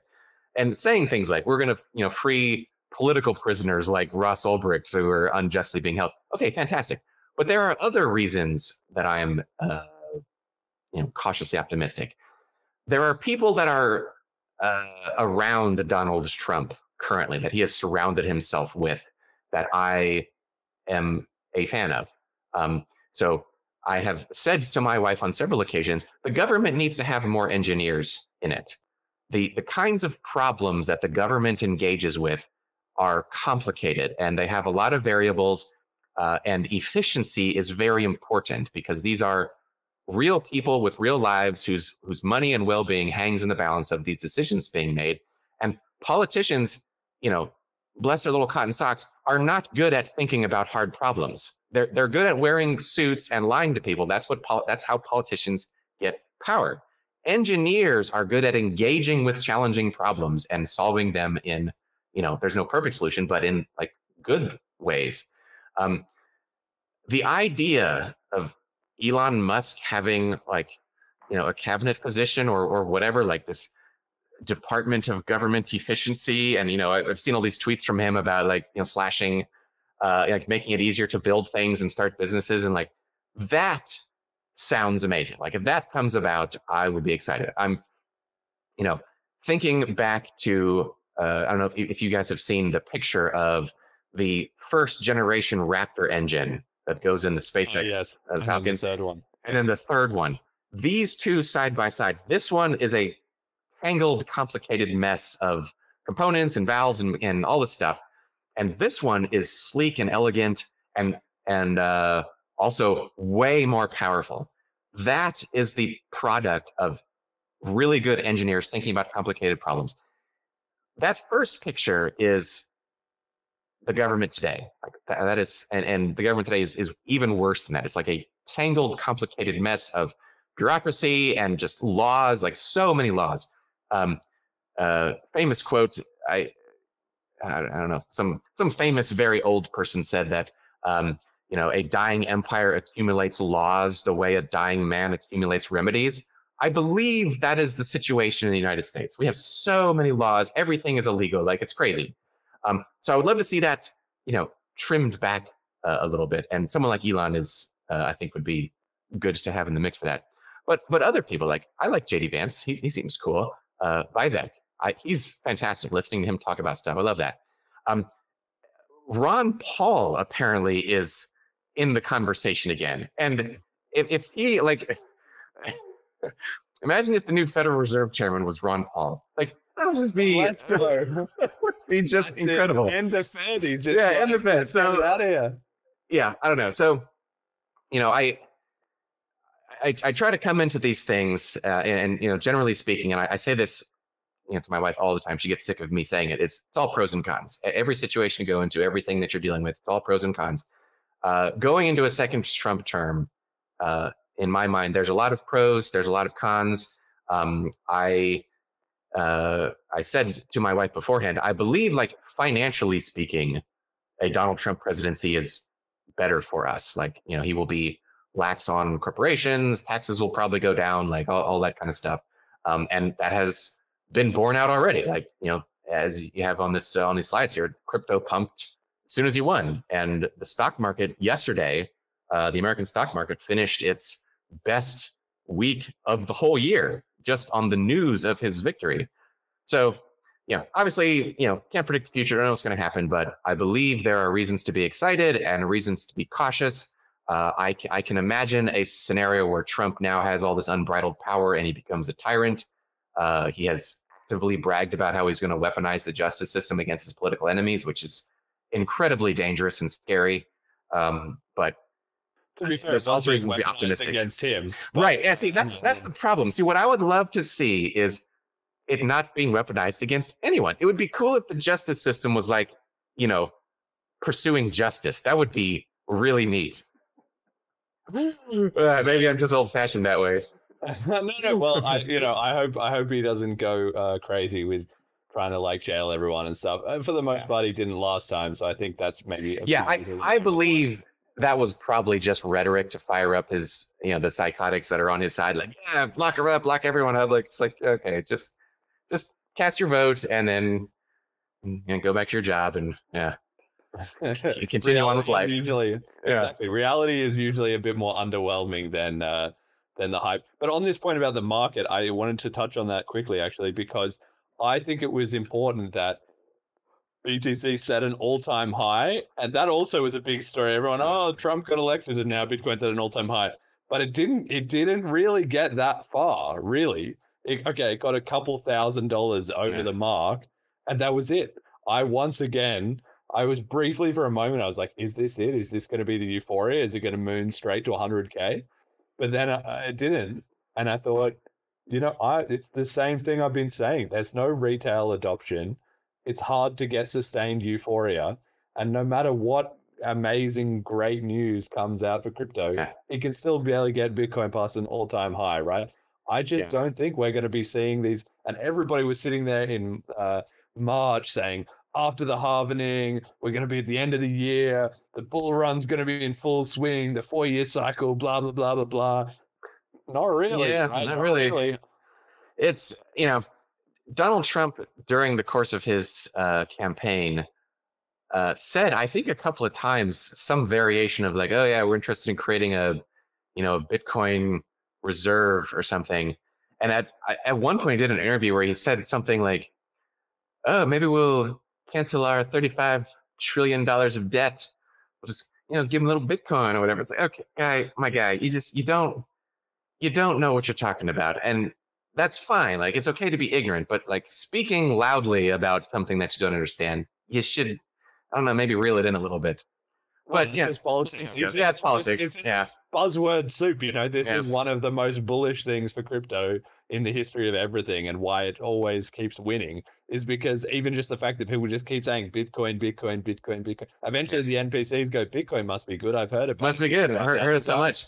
I'd love to hear substance, though. Do you remember when Callisti went to the Bitcoin conference that Trump spoke at and was like ended up getting on Fox News afterwards, like they interviewed him and stuff?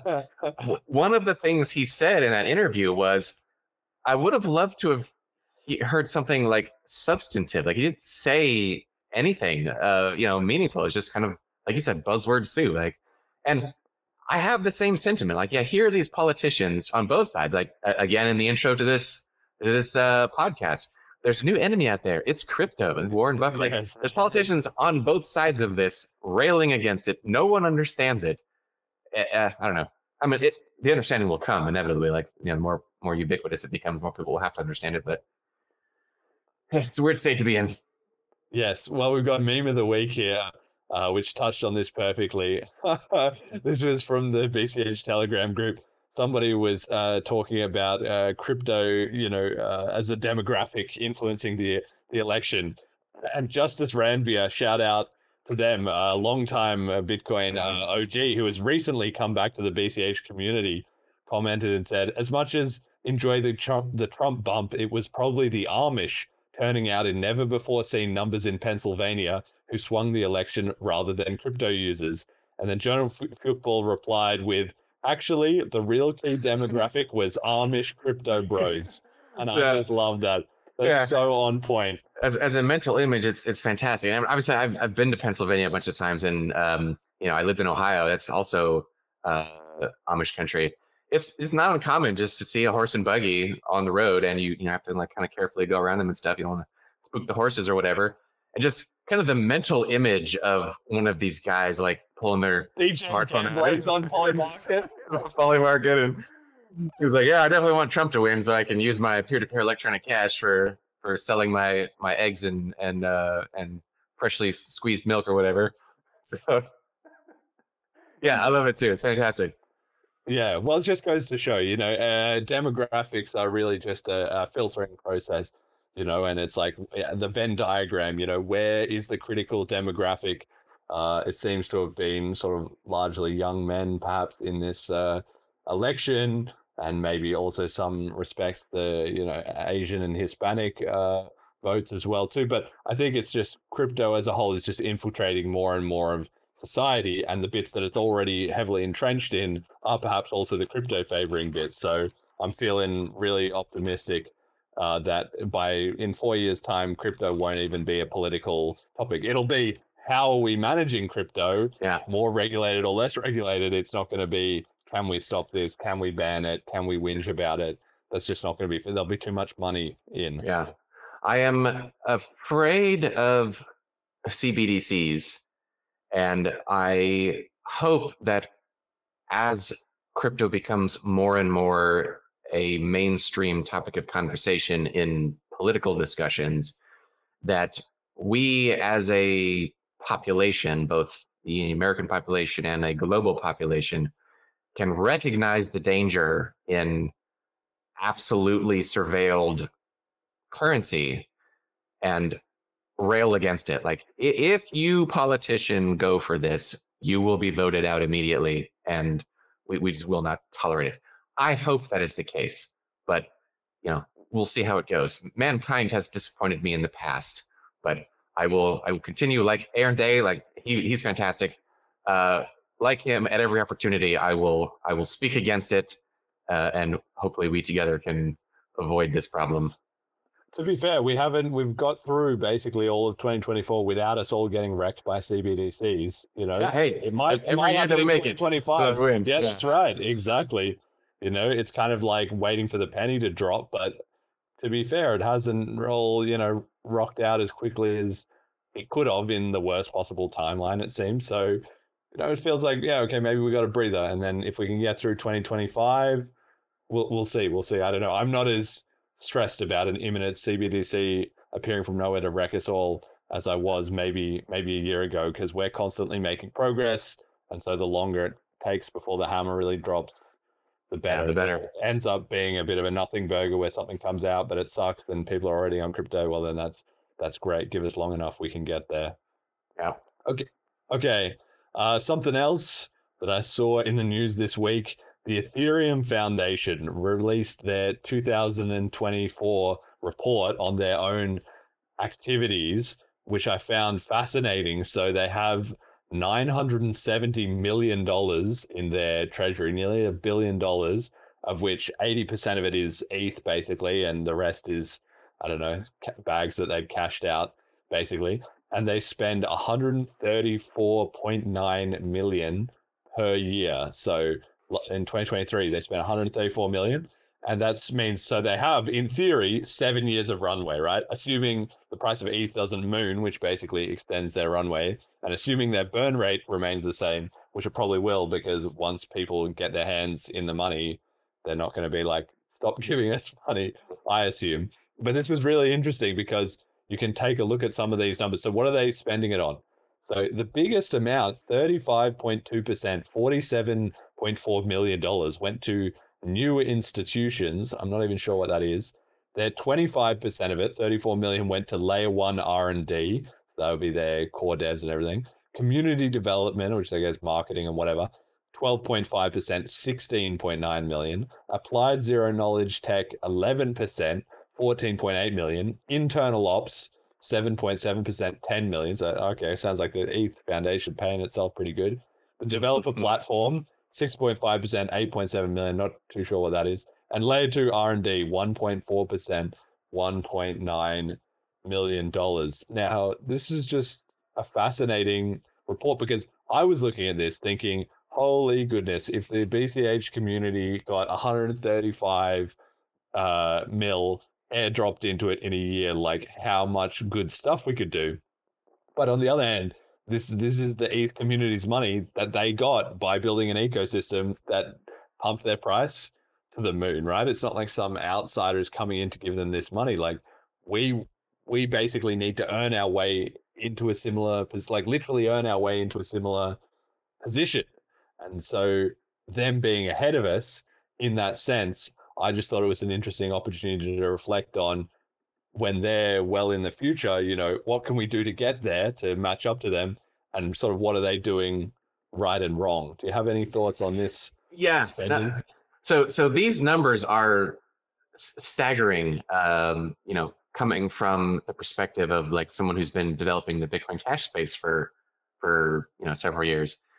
It's perfectly fair what you're saying. Like, you know, they have earned this. Like they have attracted the attention of people who want to invest in the space and all that. And so, you know, props to them. I paused and reflected for a moment on this. What would BCH do with that kind of money? I don't know. Like, you know, we're all operating on shoestring budgets over here. I was actually having a conversation again with Tula about this, where I was lamenting to him how busy I was. Like, it's just, there's just so much to do. And, you know, all the fifth of gaming stuff, that's stuff I do in my free time. I have a full-time job and I'm now married, and just there's all kinds of stuff going on. I work on a fifth of gaming when I've got, you know, a free hour here or there. And he said to me, like, that's pretty much what everyone's doing. Like, you know, it's not universal, but most of the people that are working in and contributing to the Bitcoin Cash space, this is their side hustle. So I was like, okay, well, maybe that's the first thing that we could do is like, you know, whoever is in control of this full time. Yeah, hire anyone who the community as a whole believes is like genuine about this, passionate about this. Like, give them salaries and tell them work on whatever they want. Their deliverables are, you know, periodic reports on what they're doing, how they're doing, like something like the dev blog. Here, this is what I have done with the money that the community has trusted me with.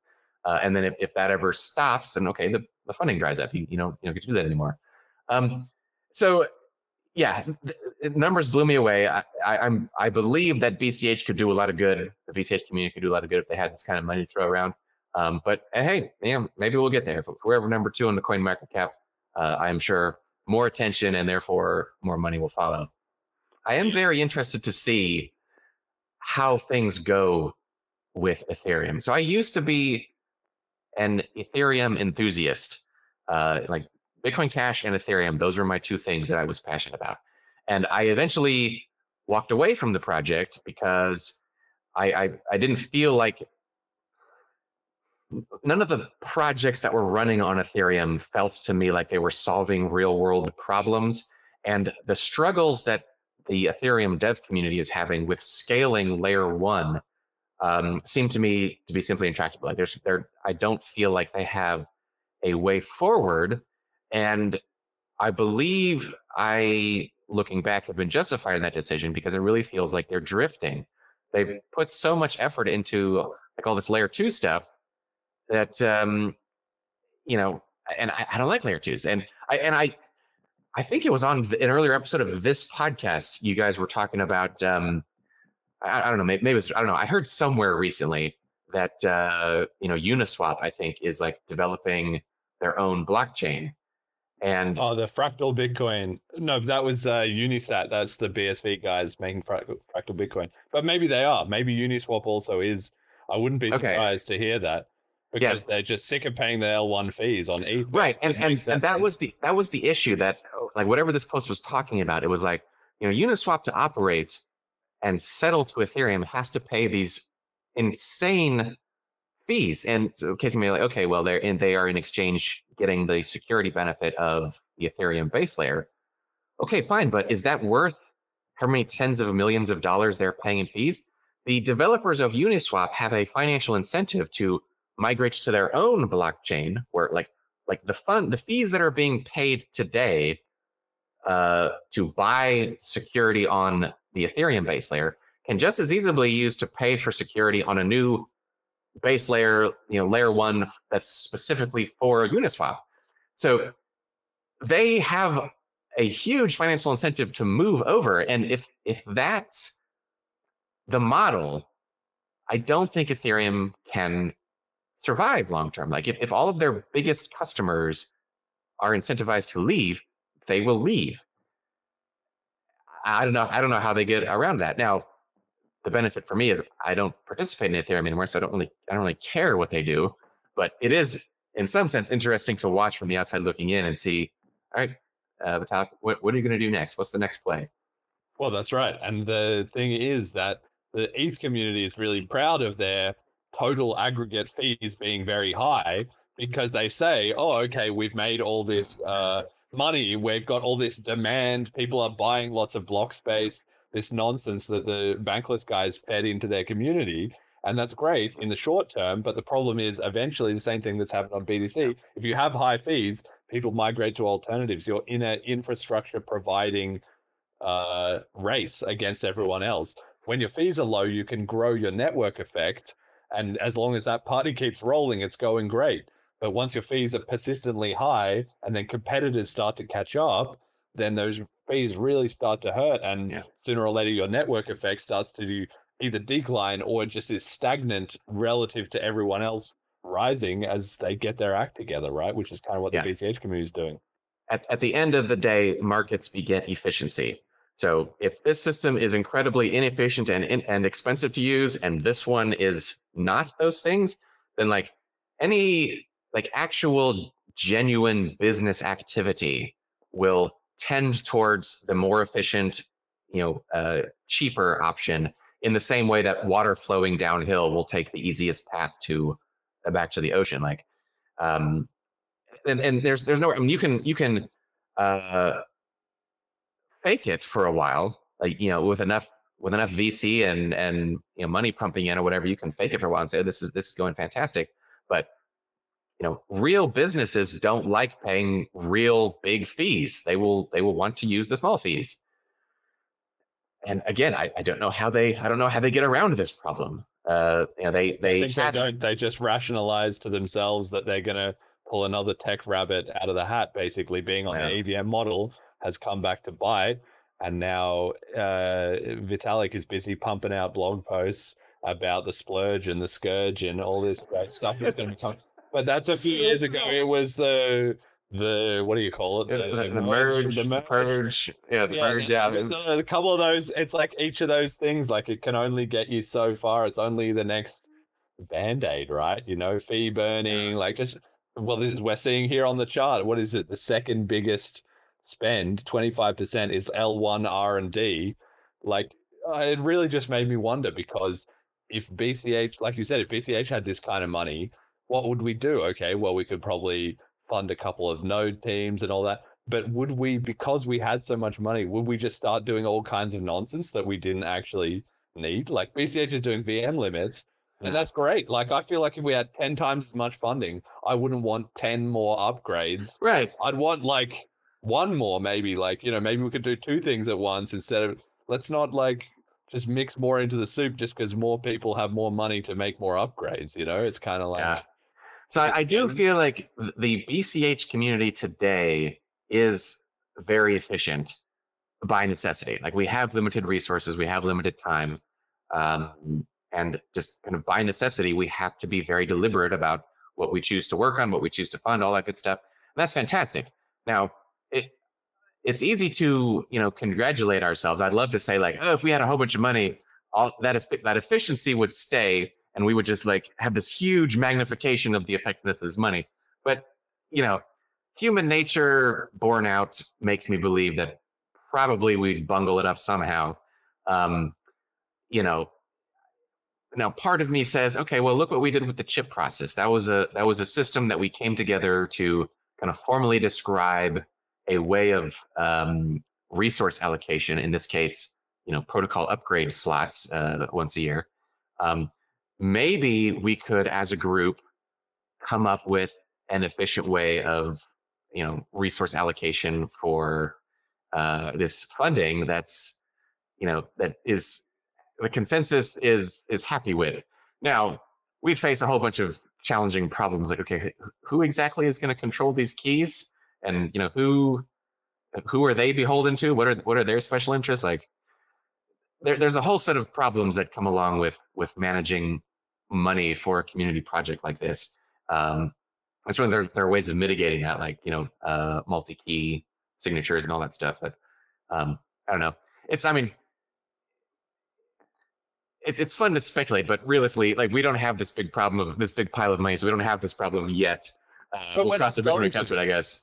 That's the point. That's the point, though, I think, is that the BCH community now needs to be realistic and thinking clearly about the future, right? You can't get to the next level until you're killing it at your level and you're looking at the level above you, right? So ETH is even probably too far. Really, we need to be looking at something that's, you know, in the top 10, like Dogecoin or something like that, right? That they've got a bit more clout, they've got a bit more hype. You know, what are they doing that we're not doing? And then we'll get to ETH and BTC later, right? But just the idea is that the BCH community is presumably not going to end up with we have a BCH Foundation that Cheap Lightning has made to do some advertising, but that's different to these guys who created the whole protocol and have a huge, you know, millions of dollars and everything like that, right? So the idea is that in the future, BCH community hopefully will be happening more sort of organically using fundme.cash and flip starters and donations, and hopefully it will be a bit more spread out. But I just thought it was a good idea for the BCH community to start thinking in the mindset of what it takes to be at that level, like of being number 2 on the coin market cap. So here's an example, right? So at Bliss, we had 2 days and we had 45 attendees roughly. Now the ETH guys this week are having or maybe next week, are having this thing, DevCon in Bangkok. It's 4 days long. They've sold out 12,000 tickets with over 100 different side events. They have a custom app that you can go on to schedule all, like, obviously you can't do everything, all the, you know, the most important ones that you want to go and where they are, because there's a whole spread of different locations and stuff like that. That's crazy. That's wild. Imagine if Bliss was like, you know, 12,000 people. That would be insane, right? Imagine the Street Fighter tournament. It would take weeks. Yes. Yeah, well, you might have to run it. Well, maybe not, because it could be an exponential. Yeah, it was realistically, we'd need like 40 coaches with TVs. Yeah, exactly. I'm looking forward to when it is that big, right? But the whole point is, you know, the BCH ecosystem, sometimes I think people are really like, oh, we deserve to be much higher in the ranks and stuff like that. And okay, BCH does have a lot of positives to it, but once you actually just take off your bias glasses and you look at the reality, is BCH having a 12,000 ticket sellout event? No. Okay, well, there you go. We definitely don't deserve to be number 2 then. Yeah. In fact, are we even close? Not even in the right ballpark, right? But that's not to say that it's you know, far away. It's just we've got to be strategic about how we get to that point, you know. So yeah, and I think we're trending in the right direction. So I checked before coming in, and when I was on the podcast last time, we were number 17 on CoinMarketCap, and today we're number 15. Now I love extrapolation, so if we, you know, in 3 years we'll be in the top 10, and another 5 we will be number 1. Yeah, mark it down. Okay, and just one final point, which I'm going to lead into the next topic as well too, is where should we be looking for inspiration? You know, we're talking here about ETH, and I think some of the stuff they're doing wrong, like their protocol dev, I think they're getting that exactly wrong. But their marketing and their outreach and their events, I think they're doing exactly right. Now we've got on the other side the BTC guys, I mean, you're pretty in the weeds with this show and stuff, so I'm sure you've been following all of this, but I made this comment on Twitter about the crypto industry losing track of BCH. You know, it feels like 2 years ago we were getting hated on. There was a lot of, you know, anti-sentiment and blah, blah, blah. It's just Bitcoin with bigger blocks, but nobody needs it, and yada, yada, yada, yada, yada. Now I feel like we've jumped ahead a few, and while ABLA and VM limits have been getting a bit of traction, like the broader ecosystem, people are not talking about PCH. And so we've kind of got out of the spotlight a bit, which is in some ways a good, in some ways a bad thing. But we've got rid of a lot of that negative reputation. And now we're just quite like a little boat again. Just like we're like the little pirate ship, you know, that's just cruising along the coastline, but not really under the spotlight just yet. So what have we got to do to get back in the spotlight, but in a positive way? Like, for instance, Polymarket, right? That was just this incredibly successful app that now all that chain is getting so much extra attention and stuff because they launched that one good app. How do we do something like that? Yeah, and I think you're on point talking about the BCH falling out of the spotlight in some respect. Like the NPCs in the BTC maximalist camp have been, you know, programmed to, in the old days, be actively hostile. Like, you know, they encounter a Bcacher in the wild, they're supposed to be critical of them. That created this problem for them where, like, hey, every time they encountered a Bcacher, they just got wrecked with like pesky truths and stuff. So the new plan of attack is, okay, ignore, like, just when you see them, don't engage with them, just pretend Bitcoin Cash doesn't exist. And I believe that's we're in the case right now, which, you know, like I said, there's good things and bad things about that. You know, the simple reality, the unfortunate reality is, you know, you're not going to grow as a crypto project unless people are paying close attention to you, and people pay attention to the projects that are higher up on the market cap. That's the unfortunate reality part of it. But so as to answer your question, the way we get there, I am still optimistic about the possibility that coming up sometime in the next decade or so, there will be more and more conversations about crypto as currency, like people using cryptocurrency as money for day-to-day transactions. And the need for that will be, I don't know what the catalyst, you know, some major fiat currency failing or whatever, but people will come back to this space with, hey, didn't you guys say that you were going to be money? When that happens, if it happens, when it happens, projects that are good at that will rise to the top as people are sifting through, like, okay, what do we got here? Okay, XRP, that's fully centralized, fully controlled by this company, doesn't do anything. We'll put that aside. What do we got here? Okay, Shiba Inu literally does nothing, but it has a picture of a dog on it. Okay, great, but we don't need that right now. Put that aside. Bitcoin, conceptually, okay, yeah, this is cool, but oh, actually, it doesn't work at all. So, well, we can't use that. And, you know, once all of the wheat has been separated from the chaff, so to speak, there will be projects that are remaining, and Bitcoin Cash is well poised to be among their number. You know, because we have been for years at this point. How long has it been since the 2017? 7 years, 7 years and change. We have been laser focused and very efficient, working towards how do we make this money? How do we make it as efficient, as cheap, as fast, as powerful as possible as money? And I believe we have made many very important steps forward in that direction. And I believe that effort will pay off when the world needs it. That's my fanciful daydream anyway. We'll see how it goes. That's where I kind of have to draw a bit of a line, though. Is I also think, yeah, okay, we've been doing the right thing, and we have. There's results. We're moving in the right direction, right?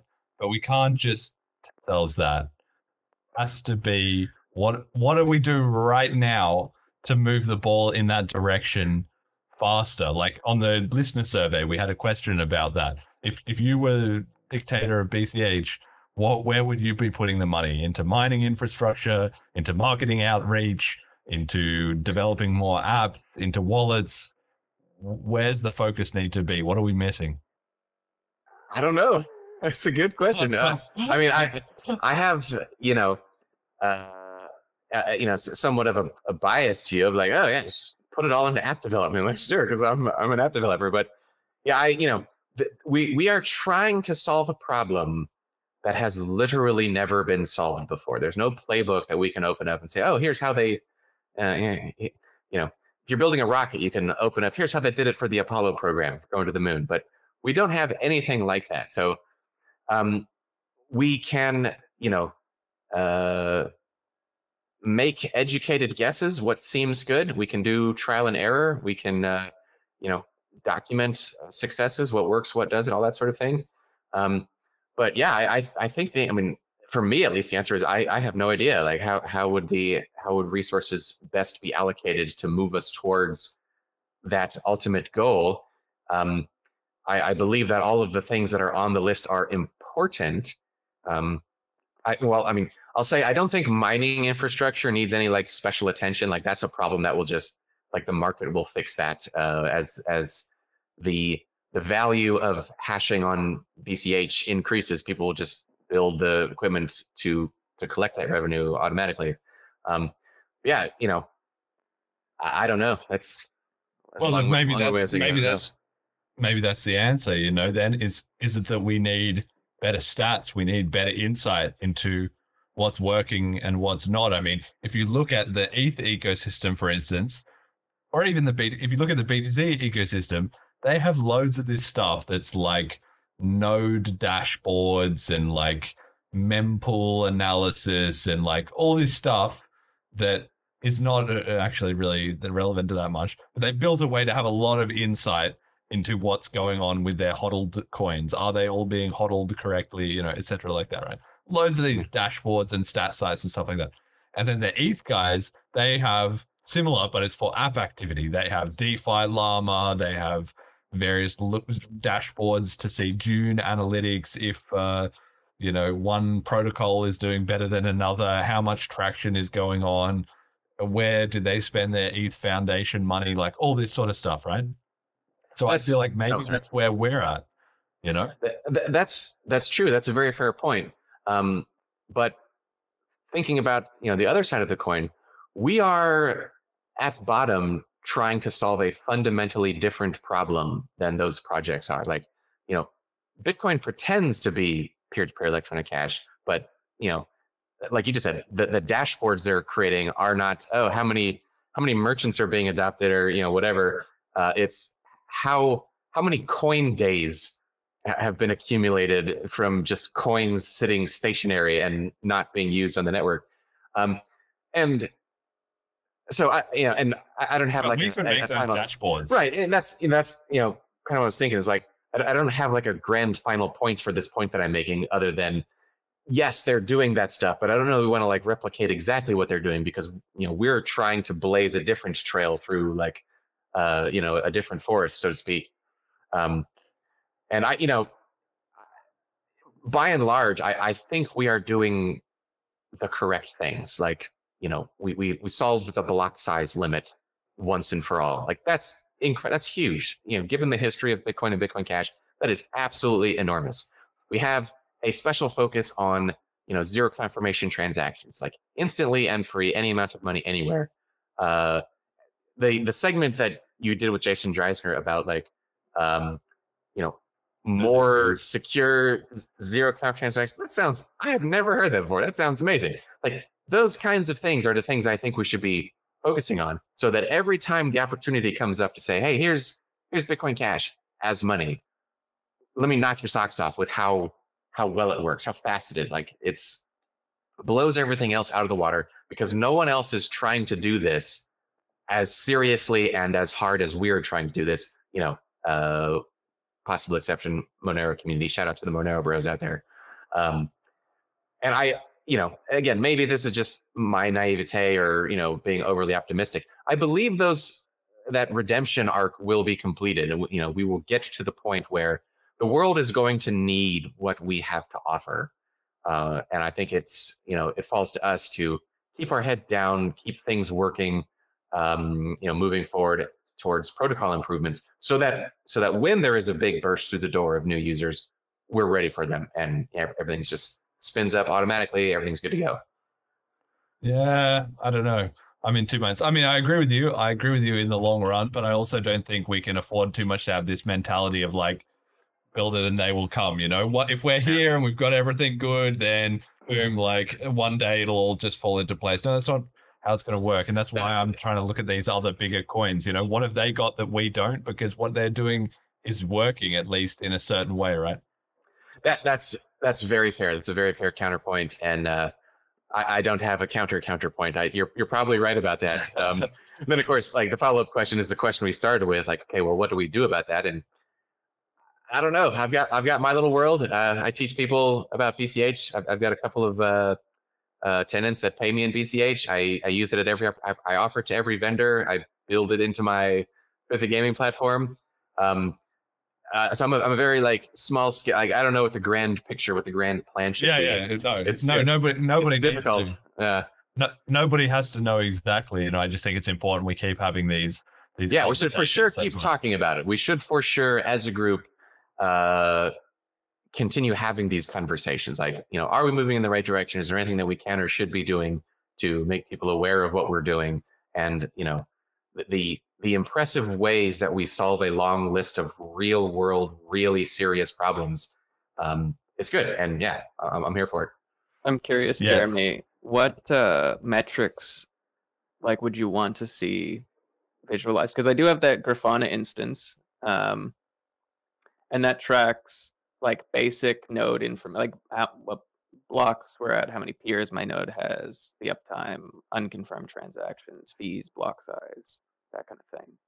Well, a couple of things that I know for sure that we're missing is, so like in Selene, we have the daily users graph. I think that's a good start to where I'm going with this, and hopefully, you know, we'll continue iterating on that. But two things that are really obvious to me is that the BTC guys have those dashboards of the nodes, bit nodes and whatever, where they have a world map and it's like the IP addresses or whatever are all spread out on them. I feel like if we had a site like that visualized all the nodes, because we don't have to be node obsessed like they are, but if we had that node dashboard and you can see it, then all this, BCH is not decentralized, doesn't have any nodes, blah, blah, you'd just be like, bam, here's this page, FUD destroyed, you know? And I feel like even the process of creating that page and then having people looking at it would also make us think more about, do we need to make more node guides on how to run a node? Do we need to document better? Would be perfect combination with that. Like, what is the actual cost to run a BCH node? Here, you'll need an internet connection, this speed. You'll need, you know, it'll cost you roughly this much in these parts of the world. You're going to need this hardware. Here's how you wire it up. Here's a guide to do all this. Boom. And then your node will appear on this site along with everyone else. And if we just had that, I think that would do a lot to attack that. And then you could have projected costs for the future, and you could have the research about ABLA, and you could have all this stuff that would just tie together a lot of the concern by people who look into this, who are more on that node end, and they want to see nodes. Okay, so that's one thing. Another thing is the merchants, like you mentioned, Dave, like that still is a problem that nobody has really got to the bottom of. Like the bitcoin.com map, kind of flaky. They're busy doing something else. They don't really care, like, you know, whatever.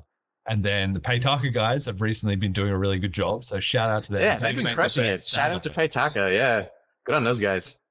They've made the best stab at it, but it still needs to escalate up a couple levels, I think. You know, it needs to be integrated into all the wallets, maybe not just their wallet. And it needs to include the merchants in Townsville, which I know they're now collaborating with a little bit, and in St. Kitts, and in South America. You know, we just need to have some map that you can reliably look at wherever you are in the world, even if it only starts with 90% of the world is blank, but wherever you are in the world, and you go to those places and you know that you can spend the BCH there.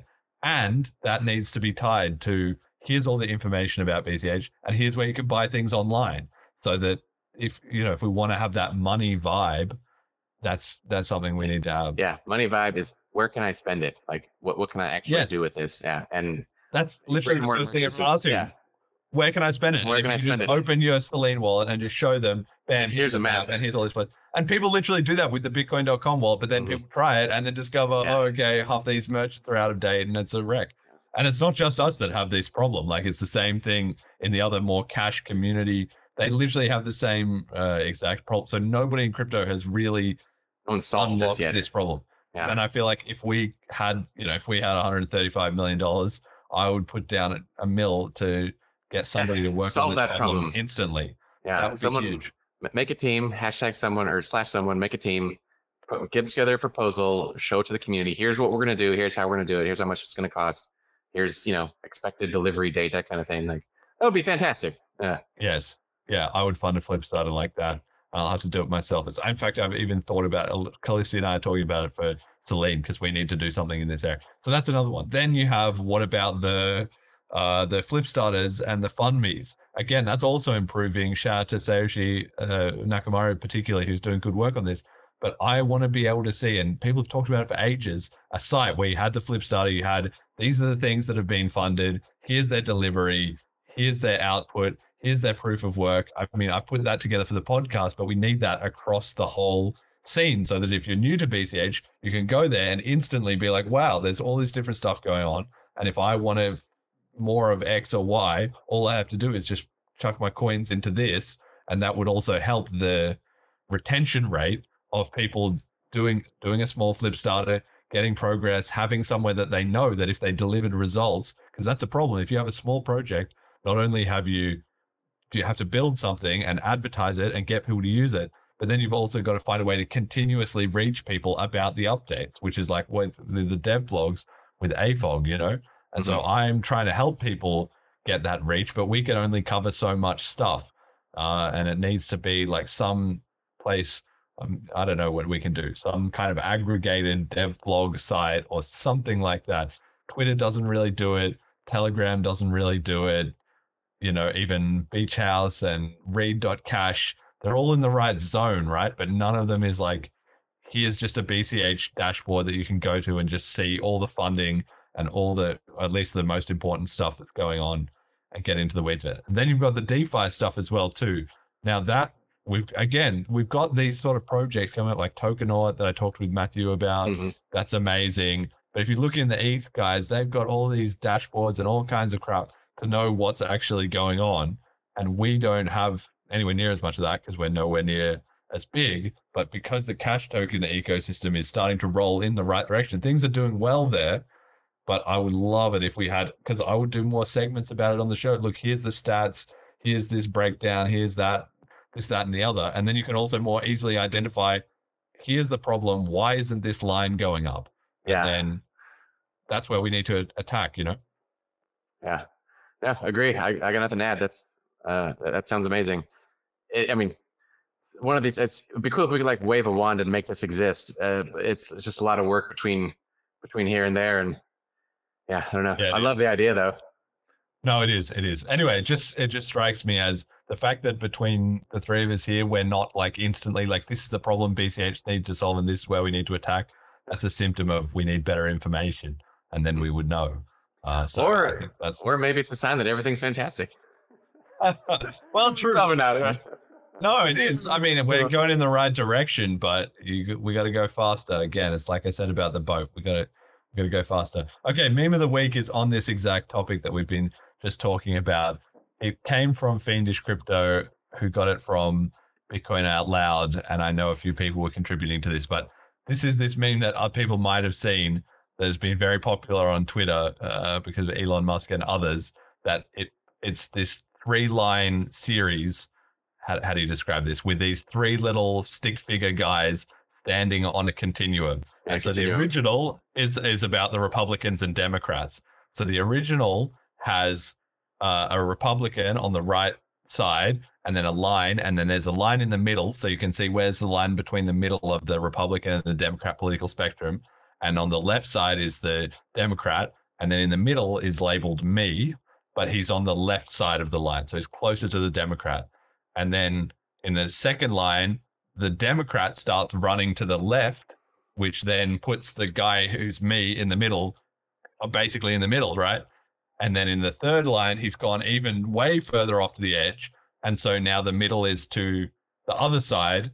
and me is now on the conservative side. So it's kind of like the conservative and the middle person, me, haven't moved, and the Democrat has moved off to the left and has put the guy in the middle onto the other side. Not because that guy moved, but because they moved. So we made a BCH version of that, which is 2017, 2020, and 2024. So in 2017, it's the Bitcoiner digital gold guy on the left and the Bcasher P2P cash on the right, and me is in the middle, but more to the digital gold. You know, a lot of people like that. And then 2020, the digital gold guy takes off to the left, saying Bitcoin isn't for poor people, and my fellow Bitcoiner question mark is the label. So me is a bit confused. And now in 2024, it's like the digital gold guy's USD maximalist saying shitcoiner, and me in the middle is confused, and the BCash is saying welcome. So it's kind of this idea that BCH hasn't changed. We're still doing what we're doing. And a lot of people who maybe were on that other side are starting to kind of think, you know, BCH is not looking too bad just because the BTC guys have gone too far away, right? I love how the very last digital gold guy is labeled USD maximalist. Like, that is the transition that happened for, you know, Bitcoin as a population switched from, you know, Bitcoin to digital gold to I just want more dollars. I want more US dollars. Quick aside. Describing this meme for people who can't see it. that looked hard, but you crushed it. I love the meme template though. I always try to be cognizant of our audio only listeners, you know, the RSS feed, and I don't know, people, you know, like I put on podcasts and stuff while I'm cooking and things like that. You know, you aren't always staring at the screen. Yep. Anyway, the point is, I think that just kind of cuts to what we were saying, like saying, okay, we haven't moved, therefore people will eventually get it. That's true to a certain degree, but I think we can do it a little better than that. We can't just wait for the world to fail. We have to actively succeed. Okay, message to the community. You know how it goes. What does the BCH community need to hear? Yeah, so I certainly want to say all the things that people usually say on the message to the community, the encouragement and all that. But since people usually say that, I'm going to skip that. And instead, my message to the community for this episode is going to be an invitation. So I am starting this new guild on ETH of Gaming. It's called the Big Costco Hot Dog World Tour. This is a social guild. So there's no tournaments, there's no intense competition, there's no like prize payouts, there's no buy-in or anything like that. It's just meant to be a casual game night, get together with fellow Bitcoin cashers and just hang out in Discord, shoot the breeze, play a game, maybe have a couple of drinks, you know, whatever you're vibing with. And it's I picked the name very deliberately. This is a world tour. So the gimmick for this guild is that the time zone of the events is going to always be changing. So the first event is 5 p.m. New York City time, because that's the time zone that I'm in right now. But the next event is going to move forward 5 time zones, and it's going to be London time. And the session after that is going to be another 5 sessions forward. So we'll be in like Kazakhstan or whatever. And we're going to go all the way around the world, hitting all the time zones. So if you listening to me are, you know, passively interested in video games, you just want to, you know, hang out with more members of the Bitcoin Cash community, wherever you are in the world, there will be an episode of the BCH World Tour, you know, coming to a time zone near you, so to speak.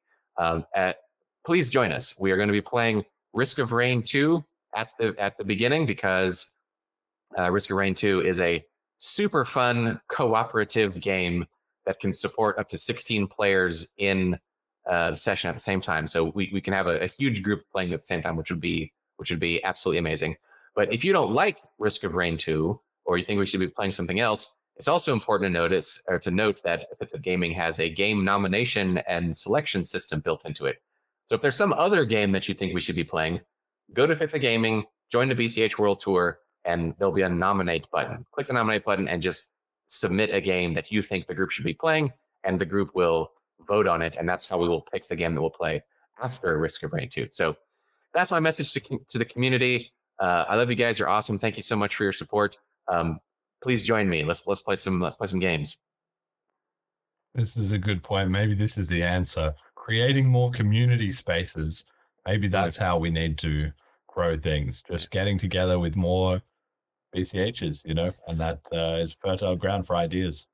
I appreciate the way I've heard Fiendish say this a couple of times, like, oh yeah, crypto should be fun. Like, and you know, certainly I believe that there is a certain gravity and seriousness to like this incredible quest that we're on. But yeah, you know, we should be, you know, able to also have a good time. And like these people that we're, you know, shoulder to shoulder with, you know, trying to push the world towards a free and open currency, you know, friendships develop as you're going through this struggle together. And, you know, games are just, I don't know, a great way to spend time with friends and, you know, get to know them better and strive towards something that's not quite as serious. Like, let's see if we can defeat this boss rather than let's see if we can free the world from financial tyranny. Pretty hard final boss we've already got. So right, exactly. Do a few side quests along the way. Exactly. It's all good. All right. Shout out to our fun V. Oh, go on. Okay, so I saw a couple tweets about Elon being like a ridiculously insane video game player. How do you get Elon pumped about one of these tournaments? Because then, hey, that would do it. Biggest app. BCH was Skyrim. That would do it.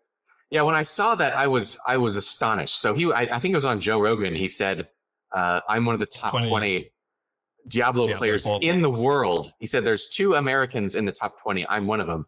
And you can go check. He's using his real name. It is Elon Musk on there. And you know, having played hardcore World of Warcraft, I know what's involved in getting to that level of one of these leaderboards. Is he really doing it? Like, because if he is, that's incredible. And I've seen videos of him playing Diablo 4, and yeah, he's pretty darn good. But boy, he must have done a lot of farming, a lot of grinding to get, you know, that level of gear. But I don't know. You know, even if he's got interns grinding for him, the fact that he can play at that level is impressive in its own right. But as far as I know, I think he doesn't. You know, like I mean, yeah, I think he streams himself. Right. So. You're right. It is kind of a little bit beyond belief that you're like, okay, how did he, like anybody else basically couldn't even run one of his companies, let alone he runs 6 of them, goes on podcasts, wins the election for Donald Trump, has like whatever, 10 kids, and then it's like, oh yeah, let me just grind up D4. By the way, I'm a world-class tier 150 Diablo 4 player. It's like, how do you have the time? I literally don't know how he does it, but as far as I'm aware, no, he just plays it all himself. I mean, he posted a message a while ago where he said he just posted to everyone like, oh, you can basically hack picking up some of the resources somehow, because the tooltip was you can it takes your remaining X and converts like it into some Y. So he figured out that if you basically if you have 100, you drop 99 and then you do it with 1 and then you pick up your remaining 99 and then you drop 98 and you do it. So then you can basically get 100 payouts instead of the 1 that you're supposed to in the game. So then he would actually have like an insane amount of resources. And I was like, how many millions and millions of people are playing this game? And he was the one who read that instruction and like figured out, okay, this is what I got to do. Tried it and it worked. And then he was just like, okay. So, I mean, if he's just able to figure out those kind of hacks and stuff, I don't know, it's crazy. Elon Musk gets a lot of criticism, and there is some of it that is, I believe, well-deserved. But boy, he has a strong mind. Like, he is good at thinking about things and coming to, you know, workable solutions. And, you know, Diablo 4 is an example of a series of problems that need to be solved in order to succeed. And it's an example of him doing that again. Yeah. It's unreal. Anyway, fun me. Episodes 126 to 135. This is episode 135. So we have delivered once again. And what's this? Our 5th round, or maybe our 6th.